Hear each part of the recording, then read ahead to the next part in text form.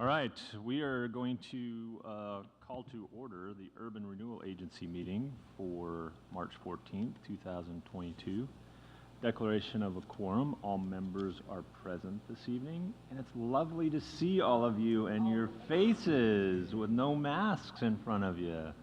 Our first meeting in like a long time. Yeah. Yeah. And Mark's the leader. And yeah, Mark. The acting leader. Acting Yes. city manager. Mark Morgan is here today to fill in. So today we're here to talk about some new business potentially in the urban renewal district or forming a new urban renewal district. So Resolution 14, begin urban renewal planning effort. Mr. Morgan. Yeah, so we have our friends from Monte Vista Homes that are going to be here giving the bulk of the presentation this evening. But first off, we have Clint Spencer is actually the director of the Urban Renewal Agency. So I don't know if you have anything to lead us off with. Yeah, tonight we're looking at Resolution 14, which is authorizing staff to begin what we would call an urban renewal planning effort. Right now you have an urban renewal plan for the downtown area, and the area of the old C&B feedlot is proposed to be a second urban renewal area. So you would have two separate districts, both operating under one agency with you as the directing board. And so in order to determine whether or not that second district on the C&B property is ready to go forward, we prepared a feasibility study in 2021 that looked at revenue projections and determined that it would actually generate adequate revenue to cover the cost of public improvements in that area. Now, the second step towards forming an urban renewal district is Resolution 14, which authorizes us as staff to go ahead and begin the effort of actually forming an urban renewal plan and pulling that together.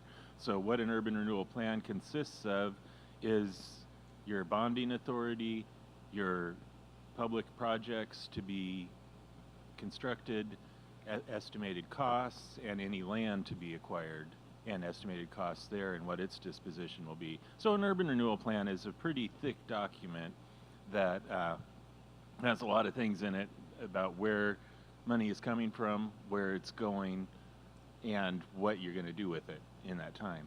So that's what Resolution 14 you'll be looking at tonight. But first we wanted to have a couple of presentations. First from Monte Vista Homes, who are looking at developing the area, and it will have quite a bit of public improvement involved in that.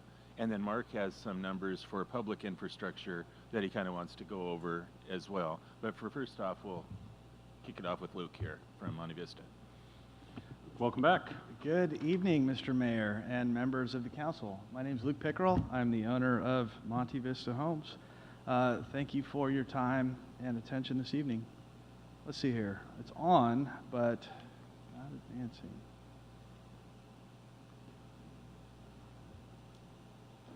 Yeah, it's on.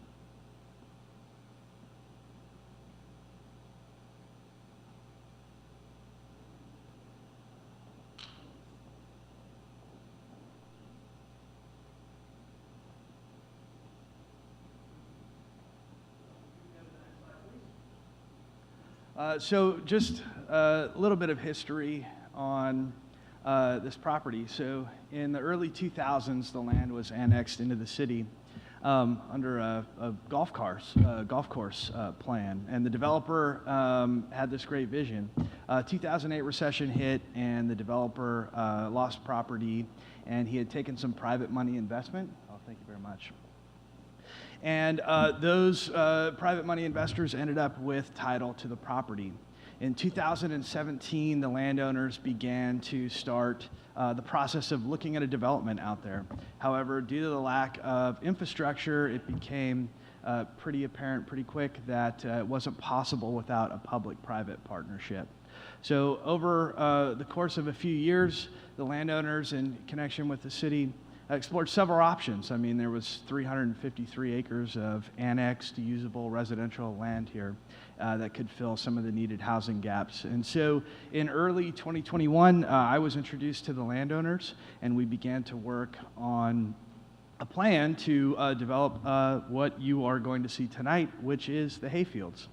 And so the hayfields is a master planned community which is 353 acres. At full build-out, the community will be somewhere in the neighborhood of 1,300 units.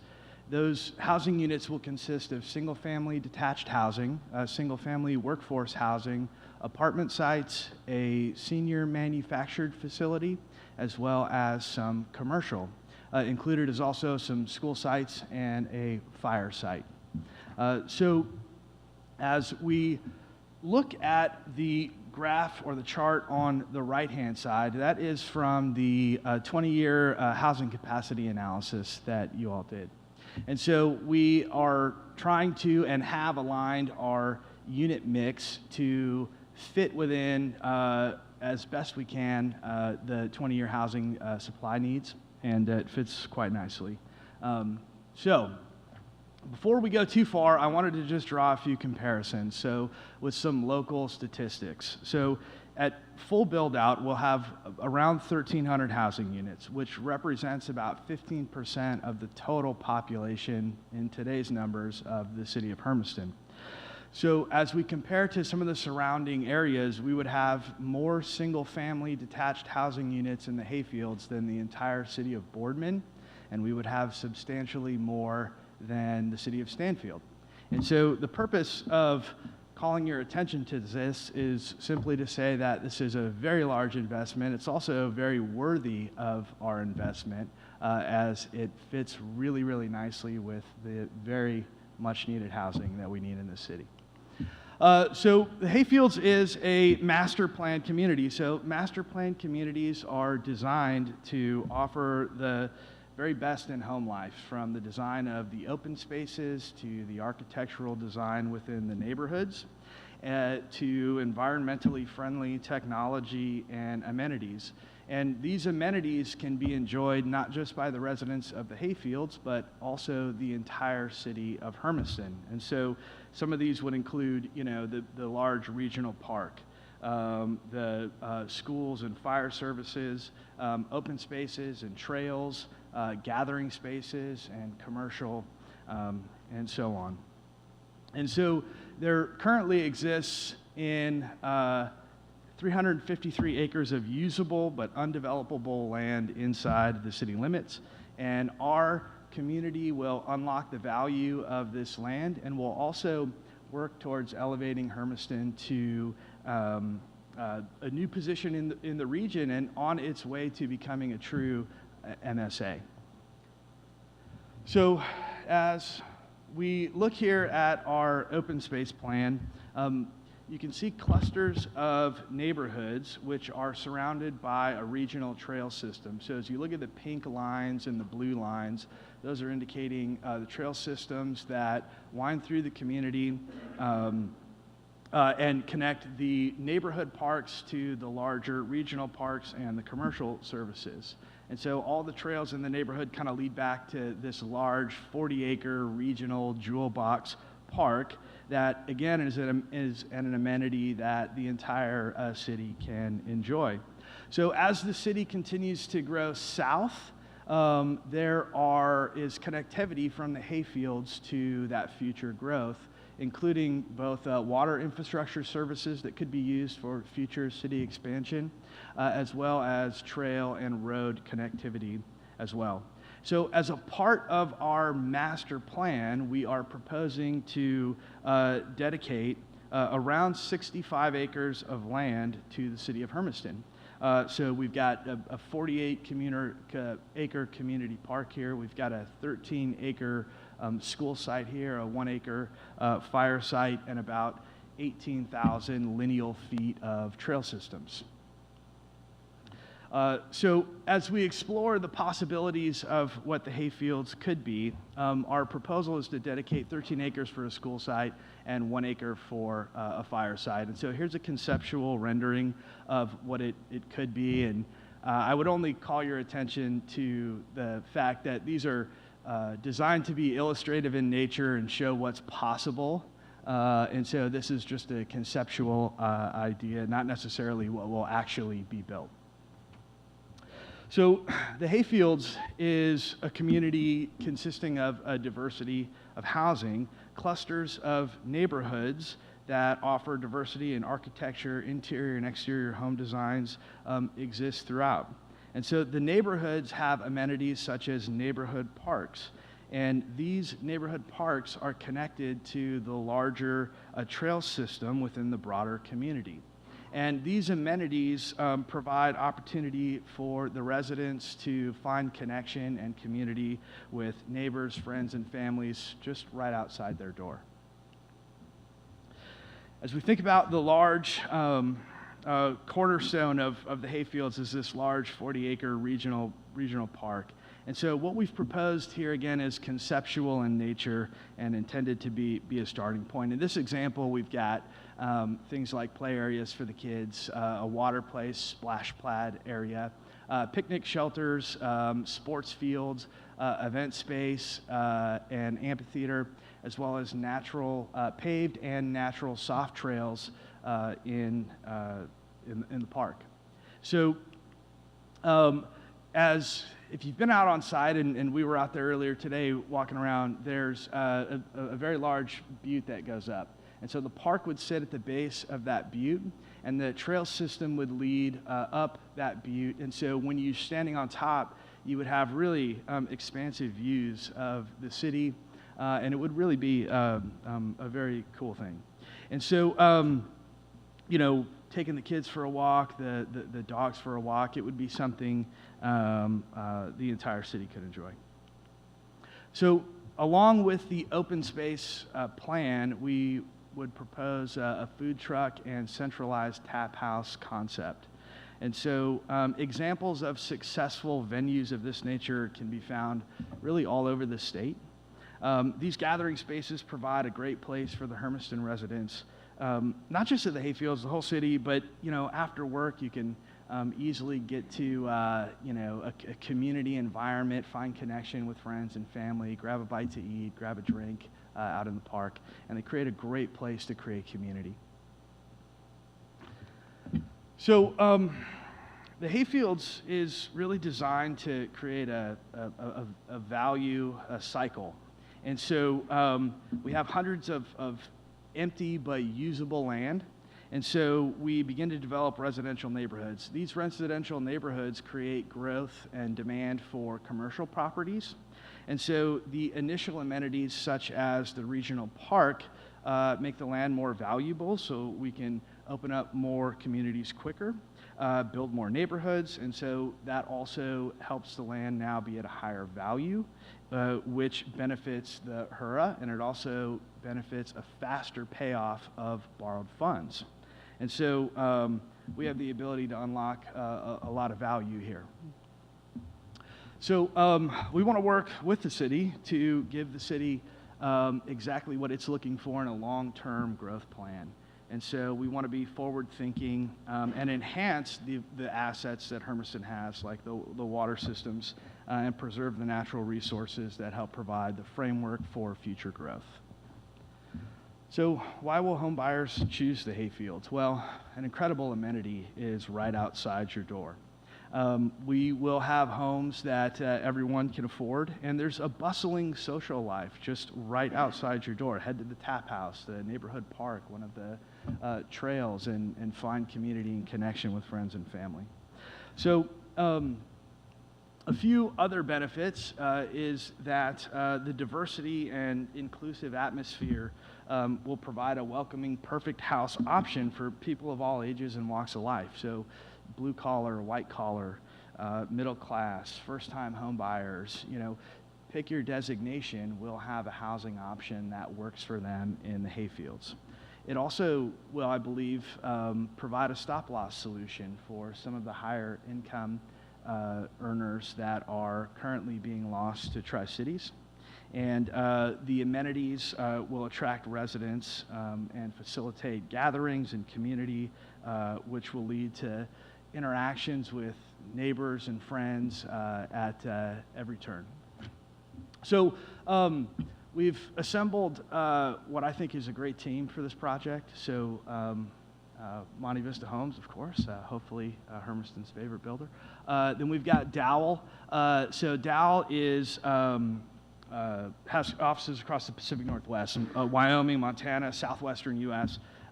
They've been an industry leader in planning, doing many large master plans and huge parks on the planning side. PBS is our engineering firm for this. They've been an industry leader for a long time.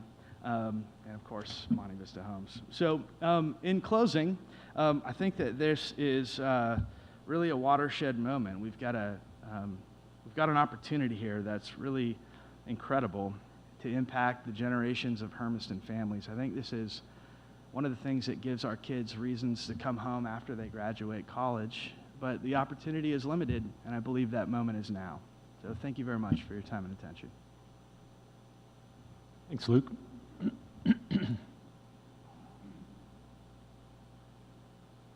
So Mark, there'll be questions or opportunities at some point in this conversation to ask questions. Would now be appropriate or after your presentation? Yeah, so I'll run through a quick Okay. kind of background that hopefully will answer a lot of the questions that I'm sure will probably come up, which Okay. is more kind of along the lines of, what were we doing kind of behind the scenes on some of the nuts and bolts and those types of things. So Perfect. Okay. We'll hopefully hold this our won't go questions. too long. Thanks. So Mr. Mayor noticed that I handed out at each of your places a retro handout, which is this one here. It has our old logo on it. I actually put that together almost 10 years ago when we were forming the original portion of the Urban Renewal District. But I think this graphic here is a pretty solid way of representing really the basics of an urban renewal district and how it operates. The numbers that are included in there are applicable to the original downtown district, so you can kind of ignore some of those. But basically what an urban renewal district is once it's implemented, the total valuation of all of the properties inside of that area are frozen. So if, for example, the total valuation inside of the area is $10 million, then all of the taxpayers moving forward from new development, existing development, all those things, they still pay their property taxes as normal. So they're not paying any less in property tax, they're not paying any more in property tax. They just, pay their property taxes as normal. And all of the existing taxing districts continue to receive their property tax revenues as normal, but only on that frozen base. So if it was $10 million in value when it was frozen, then they would continue to receive property tax revenues equivalent to $10 million over the life of the urban renewal district. Then as the value of the district grows, whether that's through just appreciation of properties in there or through, we would hope, additional investment and new development in the area, the value of those new investments and property growth, those get funneled into the urban renewal district, and that's what we call the tax increment. And so that in this example here, you can see we have, say, this box here represents the total assessed value of an urban renewal district. Once it's formed, that's the total amount that all of these taxing jurisdictions, they still levy their property taxes the same as normal. They still receive their revenue off of that area. But moving forward, as we go forward in time and the value of the district grows, then this is the total value that is diverted into the urban renewal district. And the hope is that by the time a urban renewal district sunsets, because these are all really intended to renew an area and return it fully to the tax rolls, that it's done several things, but one of which being by the time it gets to the end here, this total valuation inside of the area is significantly higher than what it would have been if we hadn't intervened and done these investments. And so that returns more value to all of those underlying jurisdictions once the district sunsets. So right now, as we're looking at the property right now, all 353 acres, there's no improvements on the property. So any additional development and investment in that property has a significant impact on the total valuation of the property.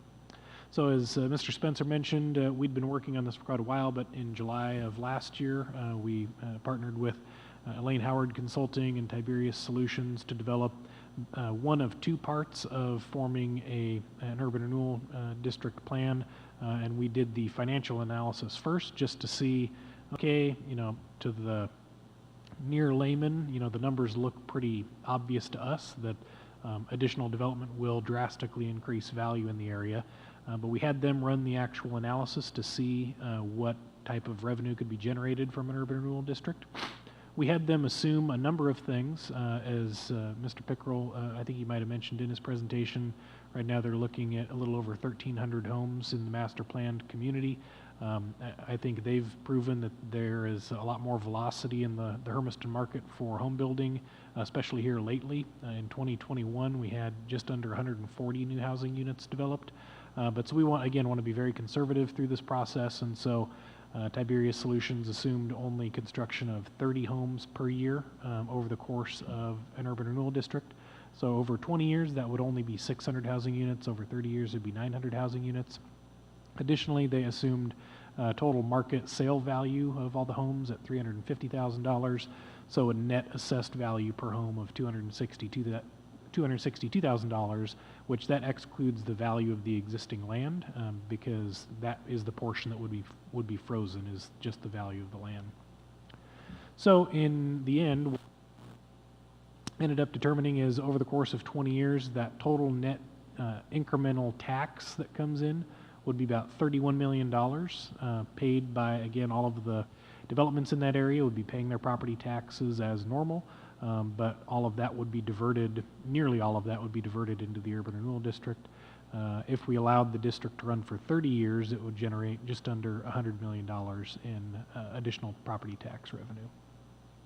So why are we even really looking at an urban renewal district out there? How does it even, why are we allowed to do an urban renewal district out there? One of the triggering factors is what they refer to as blight, and one of the blighting factors is a sheer lack of utilities. And just because a property lacks utilities, that's not necessarily in and of itself, a reason for forming an urban renewal district or really having a pretty intense intervention. But this property presents some pretty unique challenges with regard to extending utilities to the area. So you can see from here, kind of the main portion of the city is down here. This property, when it was annexed, it is absolutely a cherry stem off of the main portion of the city. And that's because the development that was being proposed was pretty unique. It was going to accommodate a golf course with housing developments and those types of things out there.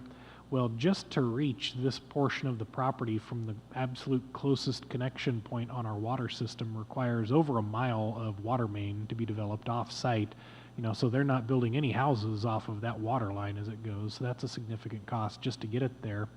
And then meanwhile, from a redundancy standpoint, if, the power goes out or something like that, in terms of supplying water, just because we have a main there, we need to make sure that we have things like a storage reservoir and those types of things, which, you don't just go in and build, a storage reservoir is not something that can scale with development. You're not going to build a, 10,000 gallon storage tank and then the next year add on and then add on and add on. You want to build the tank as large as you can from the beginning and then grow your way into it. And so the challenge with this, what I refer to as like a day one utility, is that whether one house gets built out there or 1,300 houses gets built out there, you need to have those core infrastructure pieces developed up front. And it's extremely risky or challenging for a developer to come in and justify those levels of investment up front when they have no other assurances from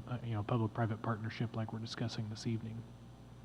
So some of the projects that we have been working with the property owners on really in depth since 2017, and I would be recommending for inclusion in an urban renewal district, are development of a 2 million gallon water reservoir on this elevated area here, which is included in our water system master plan.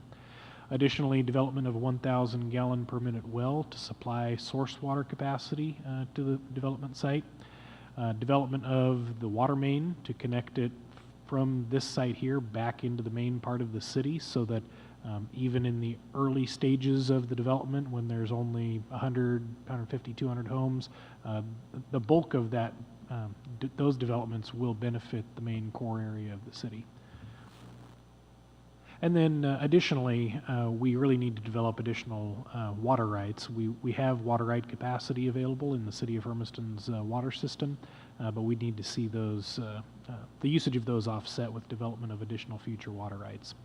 So in terms of total day one hard costs for developing that site, just from whether you have one home or 1,300 homes, you're looking at a little over $5.5 million for the storage tank, the internal water main, as well as the 1,000 gallon per minute well. So now, Mr. Pickerel also mentioned park amenities, and so why would we include park amenities in an urban renewal area? And I think it's important to bring back up this, oldie but a goodie of a graphic.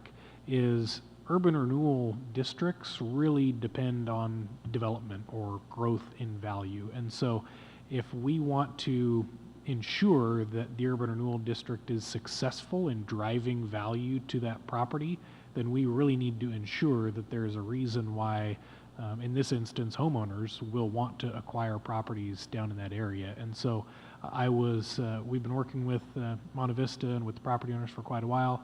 It took a while to kind of come around to the concept of looking at park amenities as part of an urban renewal district, but I really do think that an urban renewal district is not necessarily guaranteed unless you really have a significant hook from the front end to encourage investment early on in the process. Otherwise, you're going to be waiting even longer to see that payback of those front end investments.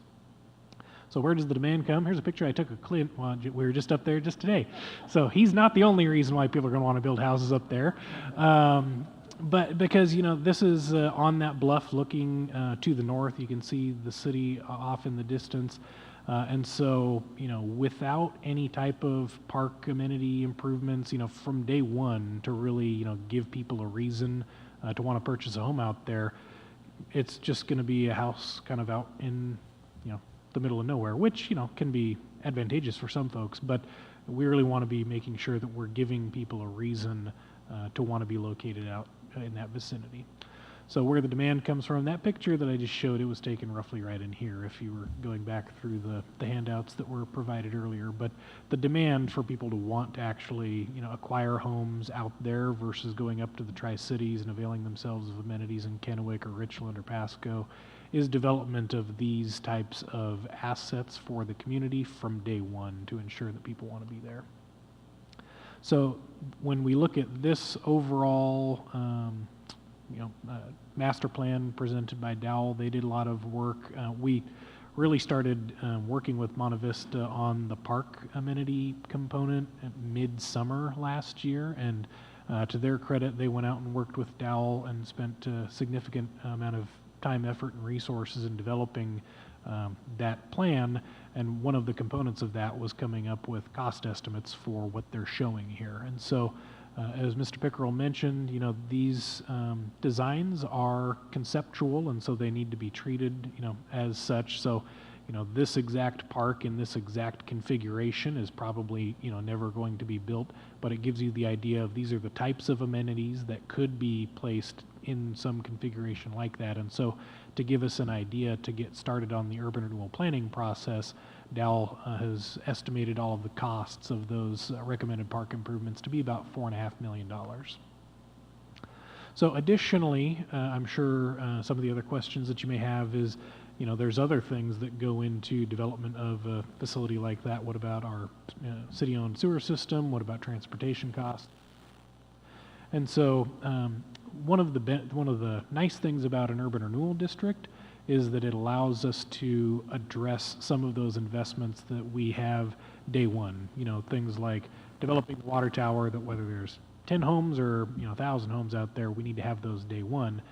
What we're looking at for some of those other things is system development charge overlay. So council will remember we worked with FCS Group here this past summer to update our system development charges citywide. And so those apply to all new development within the city.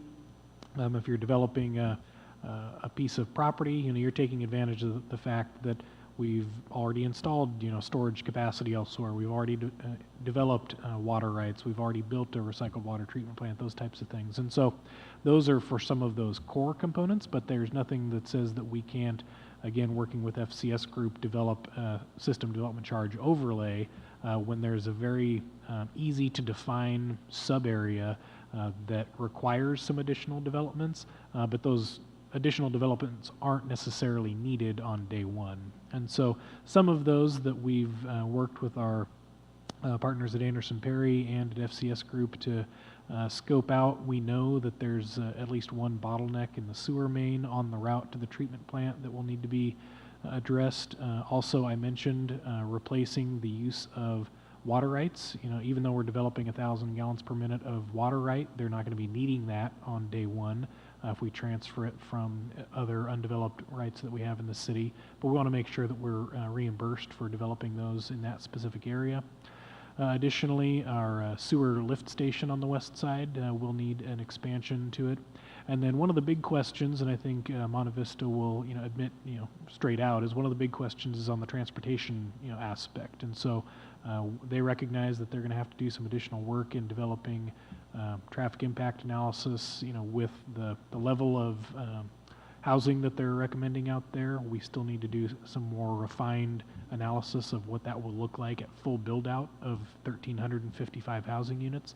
But again, the transportation impacts for 1,300 housing units aren't going to be felt day one. So the hope is that if we can identify what those needs will be at 1,300 housing units, we can develop a transportation SDC that as homes build out there, we can recoup those dollars, hold them until we get to a point where we need to develop those additional transportation enhancements. So the example here would on the water SDC, the water right replacement at $1.3 million. This was developed when we were originally only looking at 955 units, but just to give you an idea of how we would kind of go through this, it would come out to about $1,400 per home that we would need to be recouped. So what we would do is we'd take that $1,400, subtract out what the base level SDC is, because it does take some of those things into account already. And so we would end up with an SDC overlay just on the water side of things of about $1,000 per home. On the sewer side of things, same concept. We just look at what those costs are, collect those as houses develop, and then that allows us in the future, as things like our west side lift station begins to reach capacity, we have the funds on hand to be able to do that. And then again, the same concept on the transportation side of things. Once we have an idea of what those improvements need to be, we can cost those out and start to assess those on a per unit basis. So again, just to kind of recap where we're at on the urban renewal side of things, if we were looking at developing this district over the course of 30 years, we'd be looking at about $5.5 million of upfront utility costs. We'd be looking at about $4.5 million in upfront parks cost. We would anticipate about $99 million in new property tax revenue over 30 years. And so that leaves what I'm referring to here as available to the underlying taxing jurisdictions of about $89 million. Since we formed the Downtown Urban Renewal District in 2013, there's been a change to state law which allows us, I think, wisely to be able to get revenue to the underlying taxing jurisdictions more quickly. So there's a couple of ways that we can do this now. One would just be simply, okay, if we really only need about $10 million and it's going to generate $99 million, well then let's develop all of those improvements day one, start to generate as much tax revenue as quickly as we can and just pay off that debt as quickly as we can. Maybe it's only 8, 9, 10 years, and then we can just simply sunset the district, and then 100% of all of the property taxes moving forward would go to the underlying jurisdictions. The change which has come up is that now we have the potential to say, well, let's just make sure that we can continue to get dollars going to the underlying jurisdictions the entire time. So it may be something like, only 50% of the tax increment over the course of that time actually goes toward paying off this debt. And so that starts getting the underlying taxing jurisdictions dollars from day one. It may stretch out the length of time that we're paying off the debt, but it gets those taxing jurisdictions dollars sooner rather than later. And so as we launch into the next steps of this process and developing the urban renewal plan, that's when we'll really start having a lot of public outreach and communication with the underlying taxing jurisdictions to get an idea on, because, I don't really know. I think there's arguments to be said for both sides, just retire the district as early as you can, or start getting dollars in, earlier rather than later. So it'll be interesting to have those conversations with the districts. So this is kind of a tiny graphic that was provided to us from our consultants, but as far as next steps and timeline, what we could potentially have a plan completed and ready for council adoption by the end of this summer if we move quickly. But we're looking at, once we can start really zeroing in on what some of those projects will be, That's when we'll really start getting into the public involvement and public outreach process through the middle of the summer, possibly bringing to the council the plan to actually act on at the end of summer. And so again, when I say actually acting on it, the action that you're taking this evening is really just instigating the process to have our consultants develop the plan, identifying what the projects are and how we would pay for those using the finances that we've already run the numbers on. And so we may get to August and you may say, nope, don't adopt it at all. So the action you're taking tonight is not actually implementing the urban renewal district. I just want to make sure that you're clear on that. So with that, now we can take any questions. All right, perfect. Thanks, Mark. Thanks, Luke, for the presentation as well. So I have several questions that I wrote down while you both were talking. First of all, Luke, you've built houses in our community for lots of years, you and your company and your father and previous companies that you were a part of. And so how many houses a year on average can you build if the demand's there? Well, with the demand this year, I think we could build 80, 90 homes a year here. Okay, so that 30 estimate is just a conservative average. Yeah, I used that number largely because, I remember 2013, 14, when citywide, we hit 40 housing units. And so I know right now we're hitting in the ballpark, of around 120 to 140 a year for the past few years. But so that 30 figure recognizes the fact that Monte Vista themselves is one of the single largest contributors to that total citywide figure. So I think there certainly needs to be accommodation for recognizing that they're one of the biggest reasons for that. But also we need to make sure that we're taking into account some lean years that could come and go, because we know that the housing cycle ebbs and flows. And so we may have some really big years, and then we may have some thinner years. So do you currently have any projects that are, you have several that are ending. So do you have any other developments going on right now that have? Well, we're midway through Legacy. Okay. And we've got some other projects, but they've got title issues. So we had picked up Skyline Ridge over here off Gear Road, but there's a title dispute on that. So we're waiting for them to settle that in court. But no, this is our next big focus, and I have no other projects here. This would be our sole focus. So you can dedicate a lot of energy towards this. Yeah, this would be a full effort. And as far as the amenities, so you're talking about, so the concept would be the urban renewal district would go out and borrow the funds to put these amenities together day one. And so you're suggesting $4.5 million of park improvements day one and $5.5 million of water investments day one, right? Yeah, mostly. So I think some of that $4.5 million takes into account some of these other, one of the nice things about this plan is, there's some of these smaller neighborhood parks, throughout, but essentially it would be the. And so the city would be on the hook day one for $10 million, right? With no guarantee that Luke's going to build 1,300 homes. So how do we, where's the city's guarantee that Luke's going to follow through on what he's talking to us about, and so that we don't get stuck with a $10 million tab that doesn't come to fruition? Yeah, and so that's where we've talked about a developer agreement. When in the initial phases, when we were looking at 955 units down there,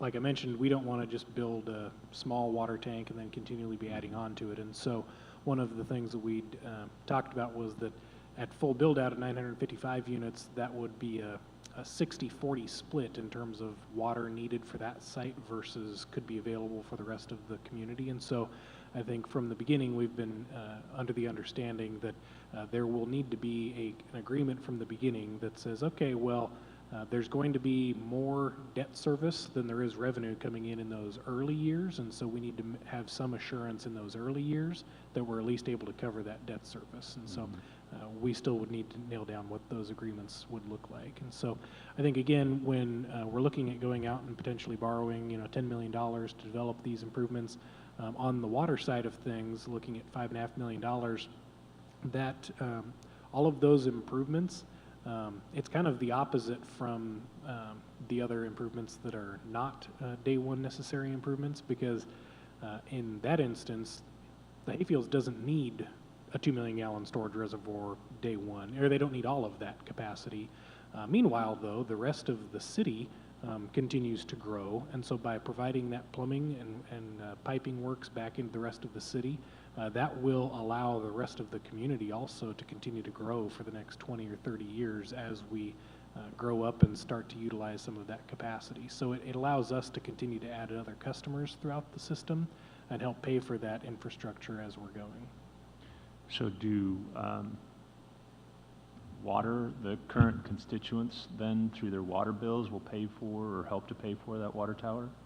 Yeah, so one of the things that we'll be working on with FCS Group is to identify really what's going to be the real financing mechanism. So I think we're probably going to be seeking funding through Business Oregon's Infrastructure Finance Authority, but ultimately I believe that probably a combination of the existing urban renewal area and the utility fund will be the ones that ultimately backstop those borrowing improvements. So at least on the water system side of things, I'm thinking that's going to be backstopping that, because again, even if for whatever reason something insane happens and no homes ever get built out there, just having those improvements in place will be fully utilizable by the rest of the system.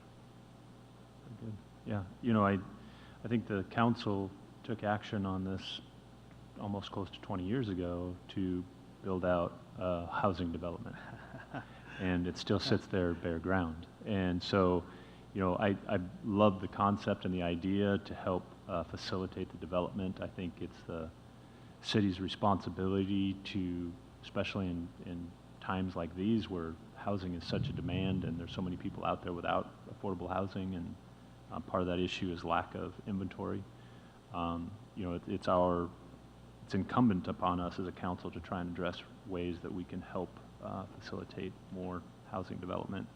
But at the same point, you're talking about a $10 million investment we're on the hook for, and making sure that there's some assurances in place that we aren't stuck with another barren ground 20 years from now, that we've got a water tower out there on for $10 million and we're stuck with the price tag.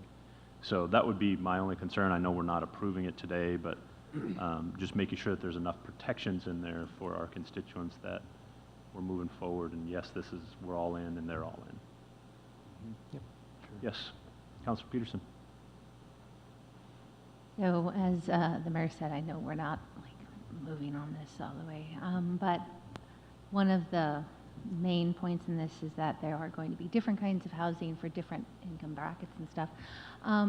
As you've built projects, have you had a particular pattern of rollout in regards to housing, brackets in regards to how much they cost, so that way you are meeting the market equally in regards to okay, here we've got some that are a little less expensive, here's an apartment complex, and then that way we are meeting the needs of all of Hermiston and not just one sector. Because if this is all of Hermiston that we're serving, we need to be sure we're serving all of Hermiston. Yeah, thank you. That's a great question. Yeah, we build all over the state. So we build here, we build down in Central Oregon, where we'll build $800,000-900,000 homes in Bend, and then we're building in Madras right now, where we'll build homes for $349,000. And we build over in Eugene, where we'll build homes for, what are we, $700,000-800,000 over there right now. We recently did a project of affordable homes in a little city called Monroe, which is right in between Eugene and Corvallis, a town of 600 people. And so, yeah, we have a lot of experience in building different price points. So with this particular project, are you thinking that you would say, okay, well, we're going to build a certain number of homes in this price range and then a certain number of homes in this price range? I don't know what your general pattern is when you're developing projects. Yeah, that's exactly the idea, is to develop multiple different home types at multiple different price points. And it's one of the ways that we can increase velocity. So if you only have one home type, you're only going to sell so many to a very, specific, narrow buying demographic. But so if we can bring on small lot, detached homes, I say small lot, but smaller than we're used to, right, is one of the ways that we can help get the price down. And so you can have some, 5,000 foot lots, and then you can have some 9,000 foot lots, and you have some townhomes, and you have some apartments. And when we can bring all of this online at the same time, we now have a price point home that fits everybody who's coming to look for a home, and we can increase the velocity to, 80, 90, 100 homes a year. Councilor Myers? Okay, so when you start out doing Yep. it, how will you identify the need for the pricing of housing? Yeah, so we really tried to take our cue from the housing needs analysis that was produced. And then also, so the way that we lay out the community, there has to be kind of a flow to it, right? So, even though we're bringing water to the water tower, we're going to start at a point in the development, and we're going to feed out from there as we grow. So we're developing the infrastructure as we build out the entire community. And so that's our job, along with Dow and PBS Engineering, is to say, okay, how do we now lay this community out and have, a phase of large lot and have a phase of smaller workforce homes be able to come online, and the apartments. And so how do we do that and get everything flowing in the same direction, moving up? And that's part of the planning process that we go through when we do a big community like this.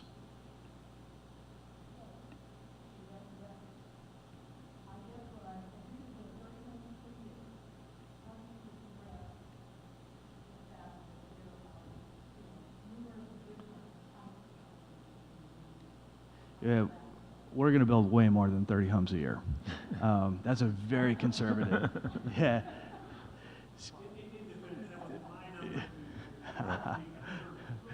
Yeah. Yeah. I mean, we're limiting our own capacity right now in Hermiston because we don't have another project identified. And so we're only starting we're doing 50 homes a year right now. Starting at a pace of 4 per month, 1 per week right now. If I had more land, I would double that tomorrow. So the capacity's there. We just need to build it. Can we talk a little bit more about the private-public partnership? I'm just thinking, is Hayden Homes, are they, excuse me, not, No, they're not wrong coming in. name. Just because you're donating the park piece, does that make it the private? Yeah, I mean, I would say that there's a large investment there, or, in dedicating, 68 acres of residential land to the city. There's a lot of value there. Okay. Well, and I think part of the public-private partnership as well is, maybe I didn't explain it as well, but like when we're looking at, borrowing $5.5 million for a water tower, we face the same risks as somebody like a private development when we're looking at developing, a large component of infrastructure all at once. So, for example, when we built the North Water Tower, that was a $4.5 million project that we had to really commit to investing those dollars on the front end. It's turning out for us, and we're seeing development out there as we had hoped that we would see.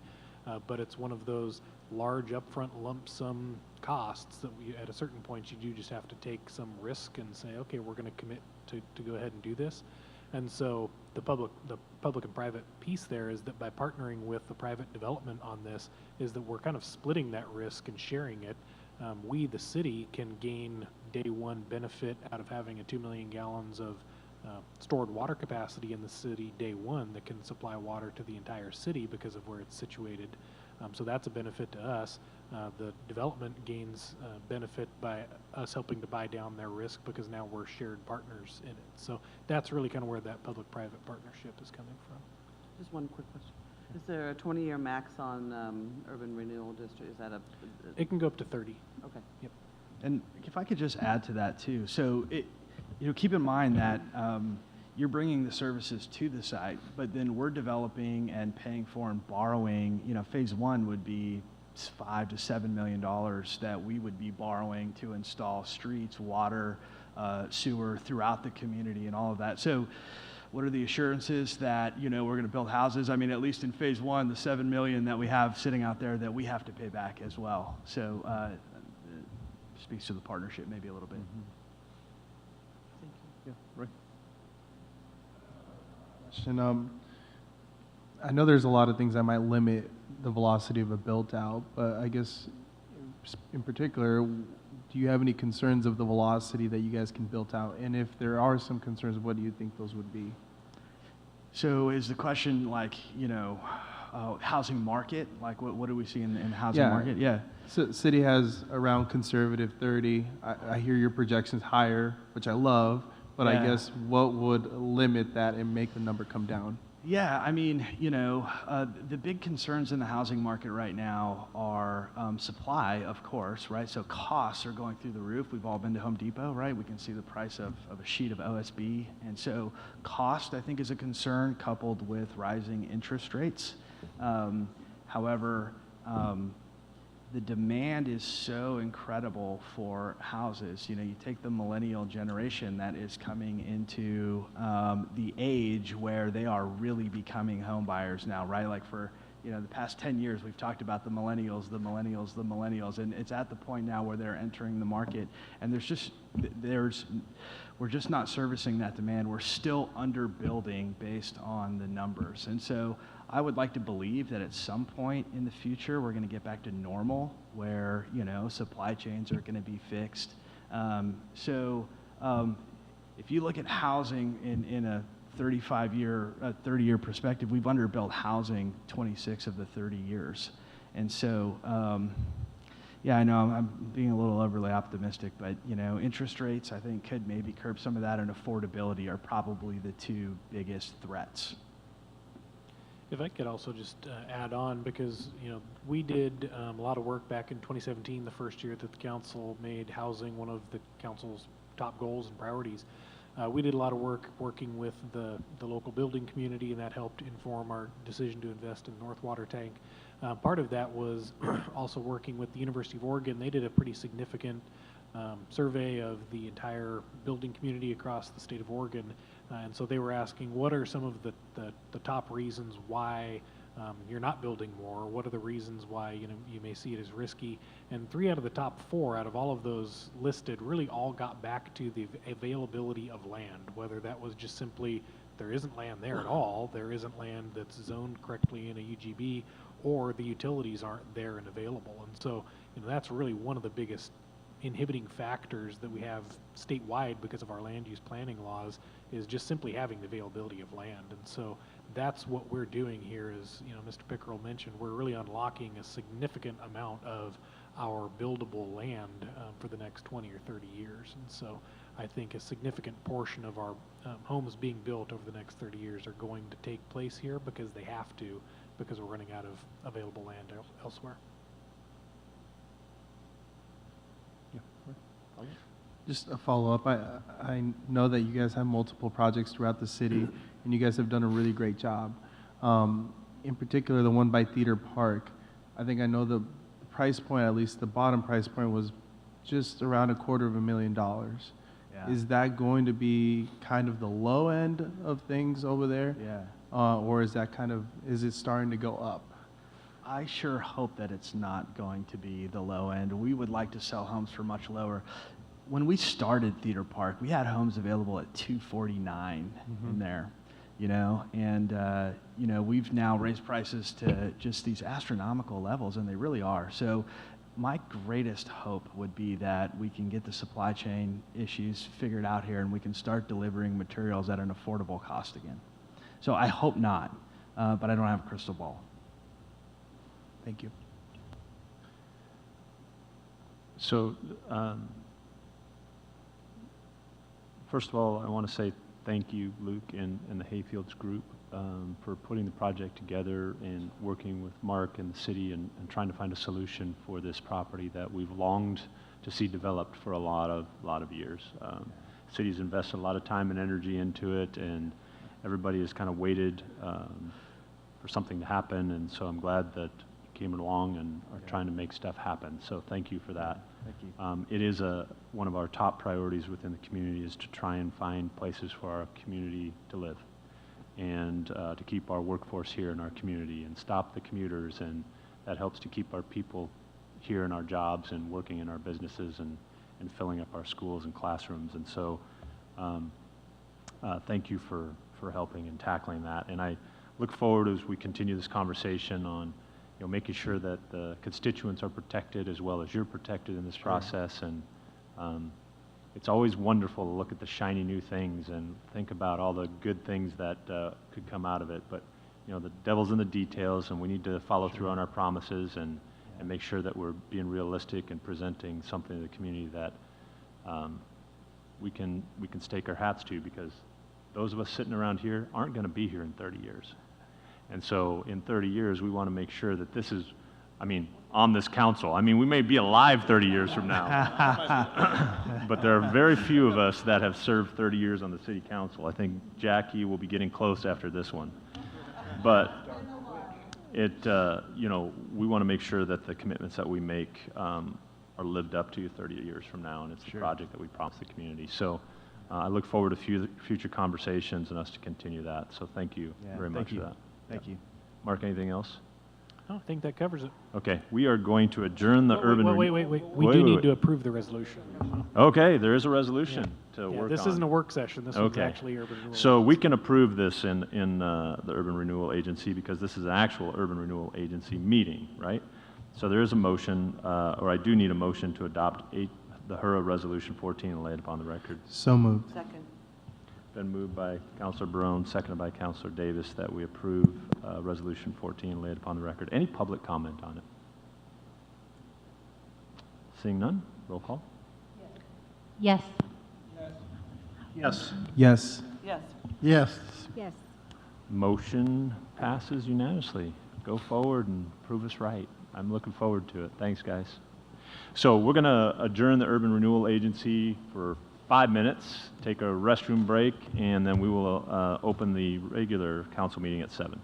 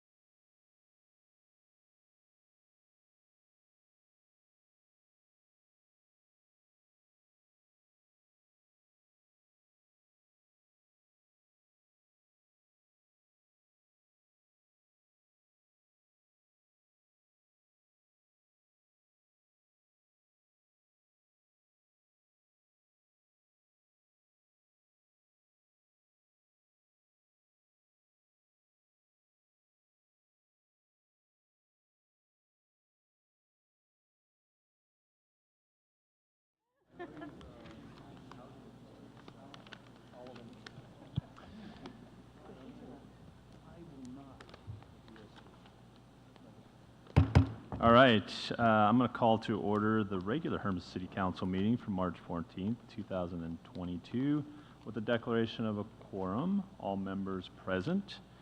Please join me in the flag salute. I pledge allegiance to the flag of the United States of America and to the republic for which it stands, one nation, under God, indivisible, with liberty and justice for all.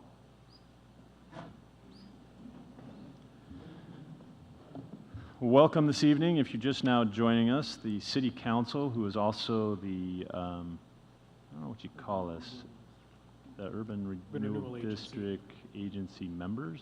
What are we, members? What do you Sure, call we'll call us? it that. Yeah, okay. We're also members of the Urban Renewal Agency. We had a meeting before this to discuss Resolution 14, which is creating a new, I'm not sure, an additional urban renewal area. A new district. New within the district, agency. yeah. Okay. Anyway, so welcome.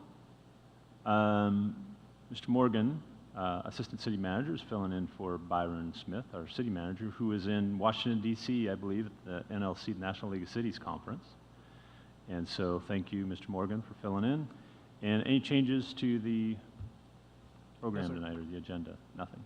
Okay. I just want to remind everybody that this council meeting is streaming live through our YouTube channel, so make sure when you're speaking that you're speaking into the microphone so that they can hear you online, and you can also participate online as well, right? And so Lily and Daniel will let me know if there are people online either on the phone or on our YouTube channel that would like to participate.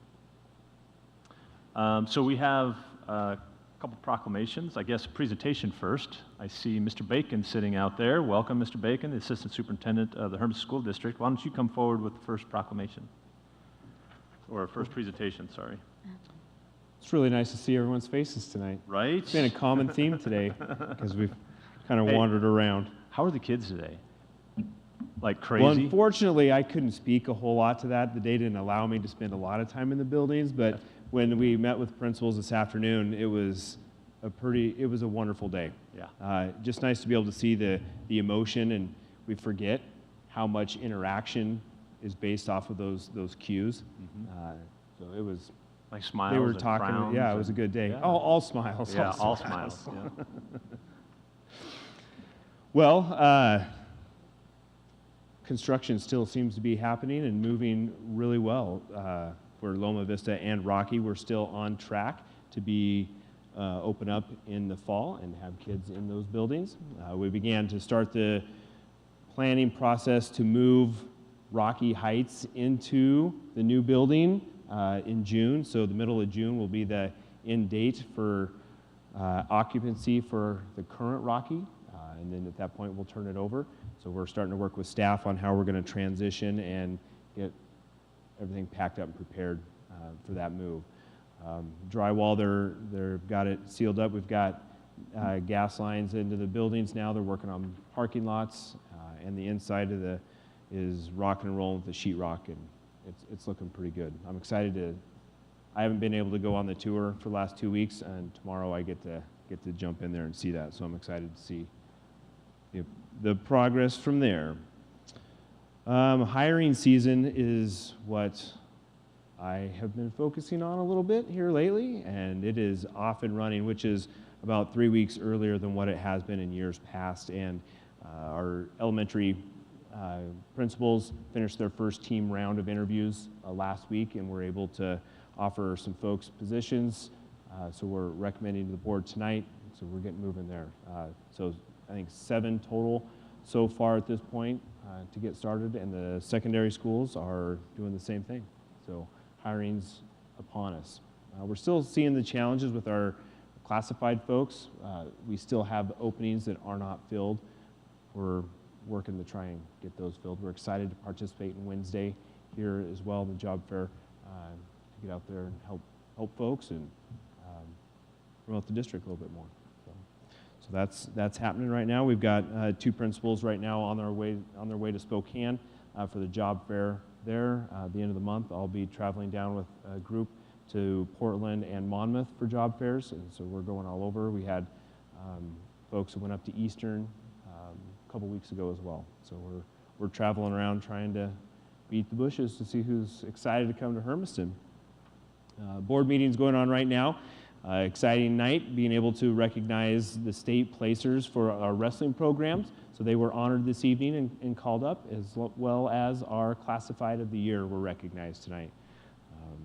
And as always, outdoor school, it's springtime, and just within a week it changes and we're running all over the place. So outdoor school is getting ready to get planned.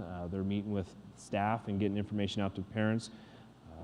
Spring sports are upon us, and just it's not slowing down. So that's a nutshell of what's going on. Perfect. Did you mention already how many teachers you're looking to hire for next year?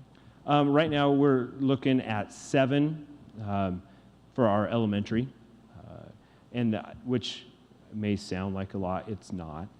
That's a great number. Right. We'd be really happy if we only hired 7 elementary staff members this year for our license. Our secondary, right now we currently, and I haven't looked today to update it, but we're looking somewhere right around the 5 or 6 that we have posted right now, Good. I which know- again is very low. But there's a lot of movement in the spring. People move back with families a lot in the springtime, and that's our predominant reason for folks leaving the district right now. Or coming into the district. Or coming in. That's right.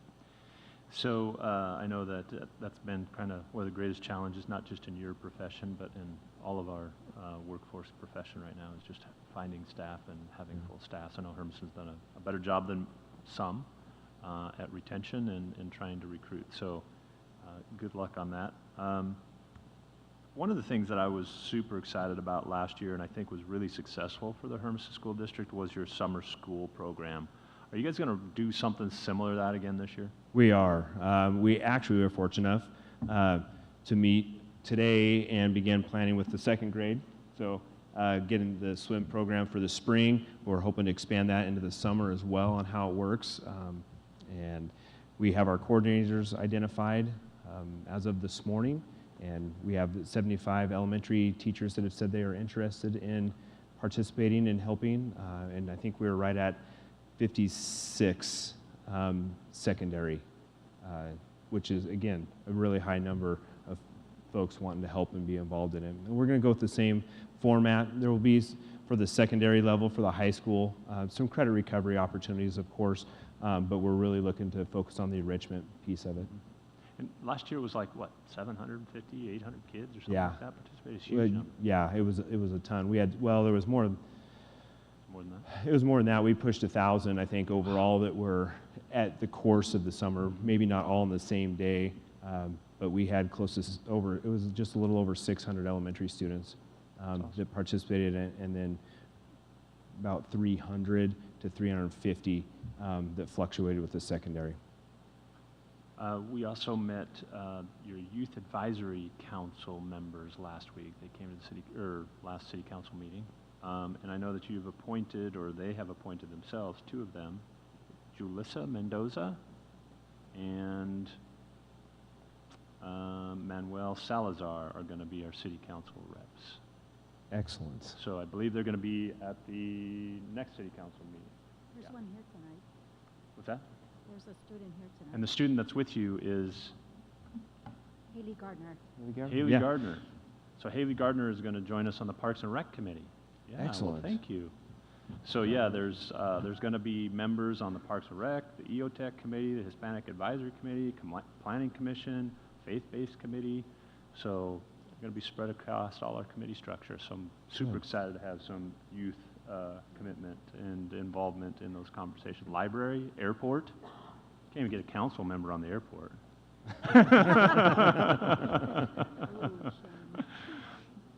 I'm just kidding. Mark does such a great job up there. He doesn't need us getting in the way. But yeah, super excited about the Youth Advisory Committee and them being engaged in civic government. So thank you for helping that. Council, any other questions, comments? Okay, Mr. Marone? More of a comment. I heard the Sports Booster dinner went really, really well. And so just big thank you to the Sports Boosters for putting it on, to the community members that were able to donate. I think there was one item that went for over $20,000. So it was really, really big event, really good turnout for all athletics. Well, I think we're still seeing the benefits of COVID on this side of things, about people gathering and supporting one another, kids' involvement, community involvement. From what we have seen, has definitely increased after COVID. And it hasn't been a great experience, but there definitely have been some benefits that have come out of it, this being one of them. Has the Ed Foundation made a commitment about what they're going to do? So Dancing with the Stars, Or they usually do a won't be having a banquet, too. performance, but I don't know what, I wasn't at the last meeting, so I'm not sure what they came up with for their next steps. Okay, so the Ed Foundation banquet's not The going banquet, on this year? mhm. Okay, So, okay. But maybe Dance with the Stars. Will we'll we see you see. going back after yeah. another Christmas? I don't know. I don't know, twice is enough. Yeah, I heard you. All right, any other questions? Okay, thank you, Mr. Thanks. Baker. All right, so we have a proclamation this evening, too, for American Red Cross Month. And I'm actually going to read the proclamation. In times of crisis, people in Hermiston come together to care for one another. This humanitarian spirit is part of the foundation of our community and is exemplified by the American Red Cross Cascades region volunteers and donors. In 1881, Clara Barton founded the American Red Cross, turning her steadfast dedication for helping others into a bold mission of preventing and alleviating people's suffering. Today, more than 140 years later, we honor the kindness and generosity of Red Cross volunteers here in Hermiston, who continue to carry out Clara's life-saving legacy. They join the millions of people across the United States who volunteer, give blood, donate financially, or learn vital life-preserving skills through the Red Cross. In the Cascades region, serving Oregon and Southwest Washington, the contributions of more than 2,500 local Red Cross volunteers give hope to the most vulnerable in their darkest hours. The Red Cross does so by providing more than 1,600 emergency overnight shelter stays, along with the food and comfort for families devastated by more than 680 local disasters, like home fires. Through the generosity of those donating more than 182,000 units of essential blood for accident and burn victims, heart surgery and organ transplant patients, and those receiving treatment for leukemia, cancer, or sickle cell disease, or by supporting service members and veterans on average of 8 times a day, along with their families and caregivers through the unique challenges of the military life, and by helping to save the lives of others with first aid, CPR, and other skills, or delivering international humanitarian aid. Their work to prevent and alleviate human suffering is vital to strengthen our community's resilience. We dedicate this month of March to all those who continue to advance the noble legacy of American Red Cross founder Clara Barton, who lived by her words, "You must never think of anything except the need and how to meet it." We ask others to join in this commitment to give back in our community. Now, therefore, I, Mayor Dave Drotzman, proclaim March 2022 as Red Cross Month, and encourage all citizens of Hermiston to reach out and support its humanitarian mission. Signed today, March 22nd, or March 14th, 2022. So, Red Cross has been an amazing community partner for over 140 years in helping no more close than our neighbors, with a house fire or our flooding that we saw in the South County region, or the devastating wildfires that we've seen across the state the last several years, and now the humanitarian aid that's going on in Ukraine. So it's an honor to recognize and support them in Red Cross proclamation for Red Cross Recognition Month. And I would encourage those members of our community to engage with the Red Cross in any way they can, either financially or giving blood or supporting in volunteerism. All right, now we're at the first opportunity in our meeting for citizen input on non-agenda items. So if there is a member of the community that would like to speak to an item that's not on our current agenda, please come up to the microphone up front, introduce yourself by name and address. State your name and address, direct your comments to me, and try to limit your comments to less than 5 minutes. Anyone like to speak this evening? Okay, seeing none. We're going to move on to the consent agenda. There are 3 items in consent agenda. Any of those need to be pulled? Seeing none. Any public comment on consent agenda items A, B, or C? All right, seeing none, can I get a motion to approve consent agenda items as presented? So moved. Second.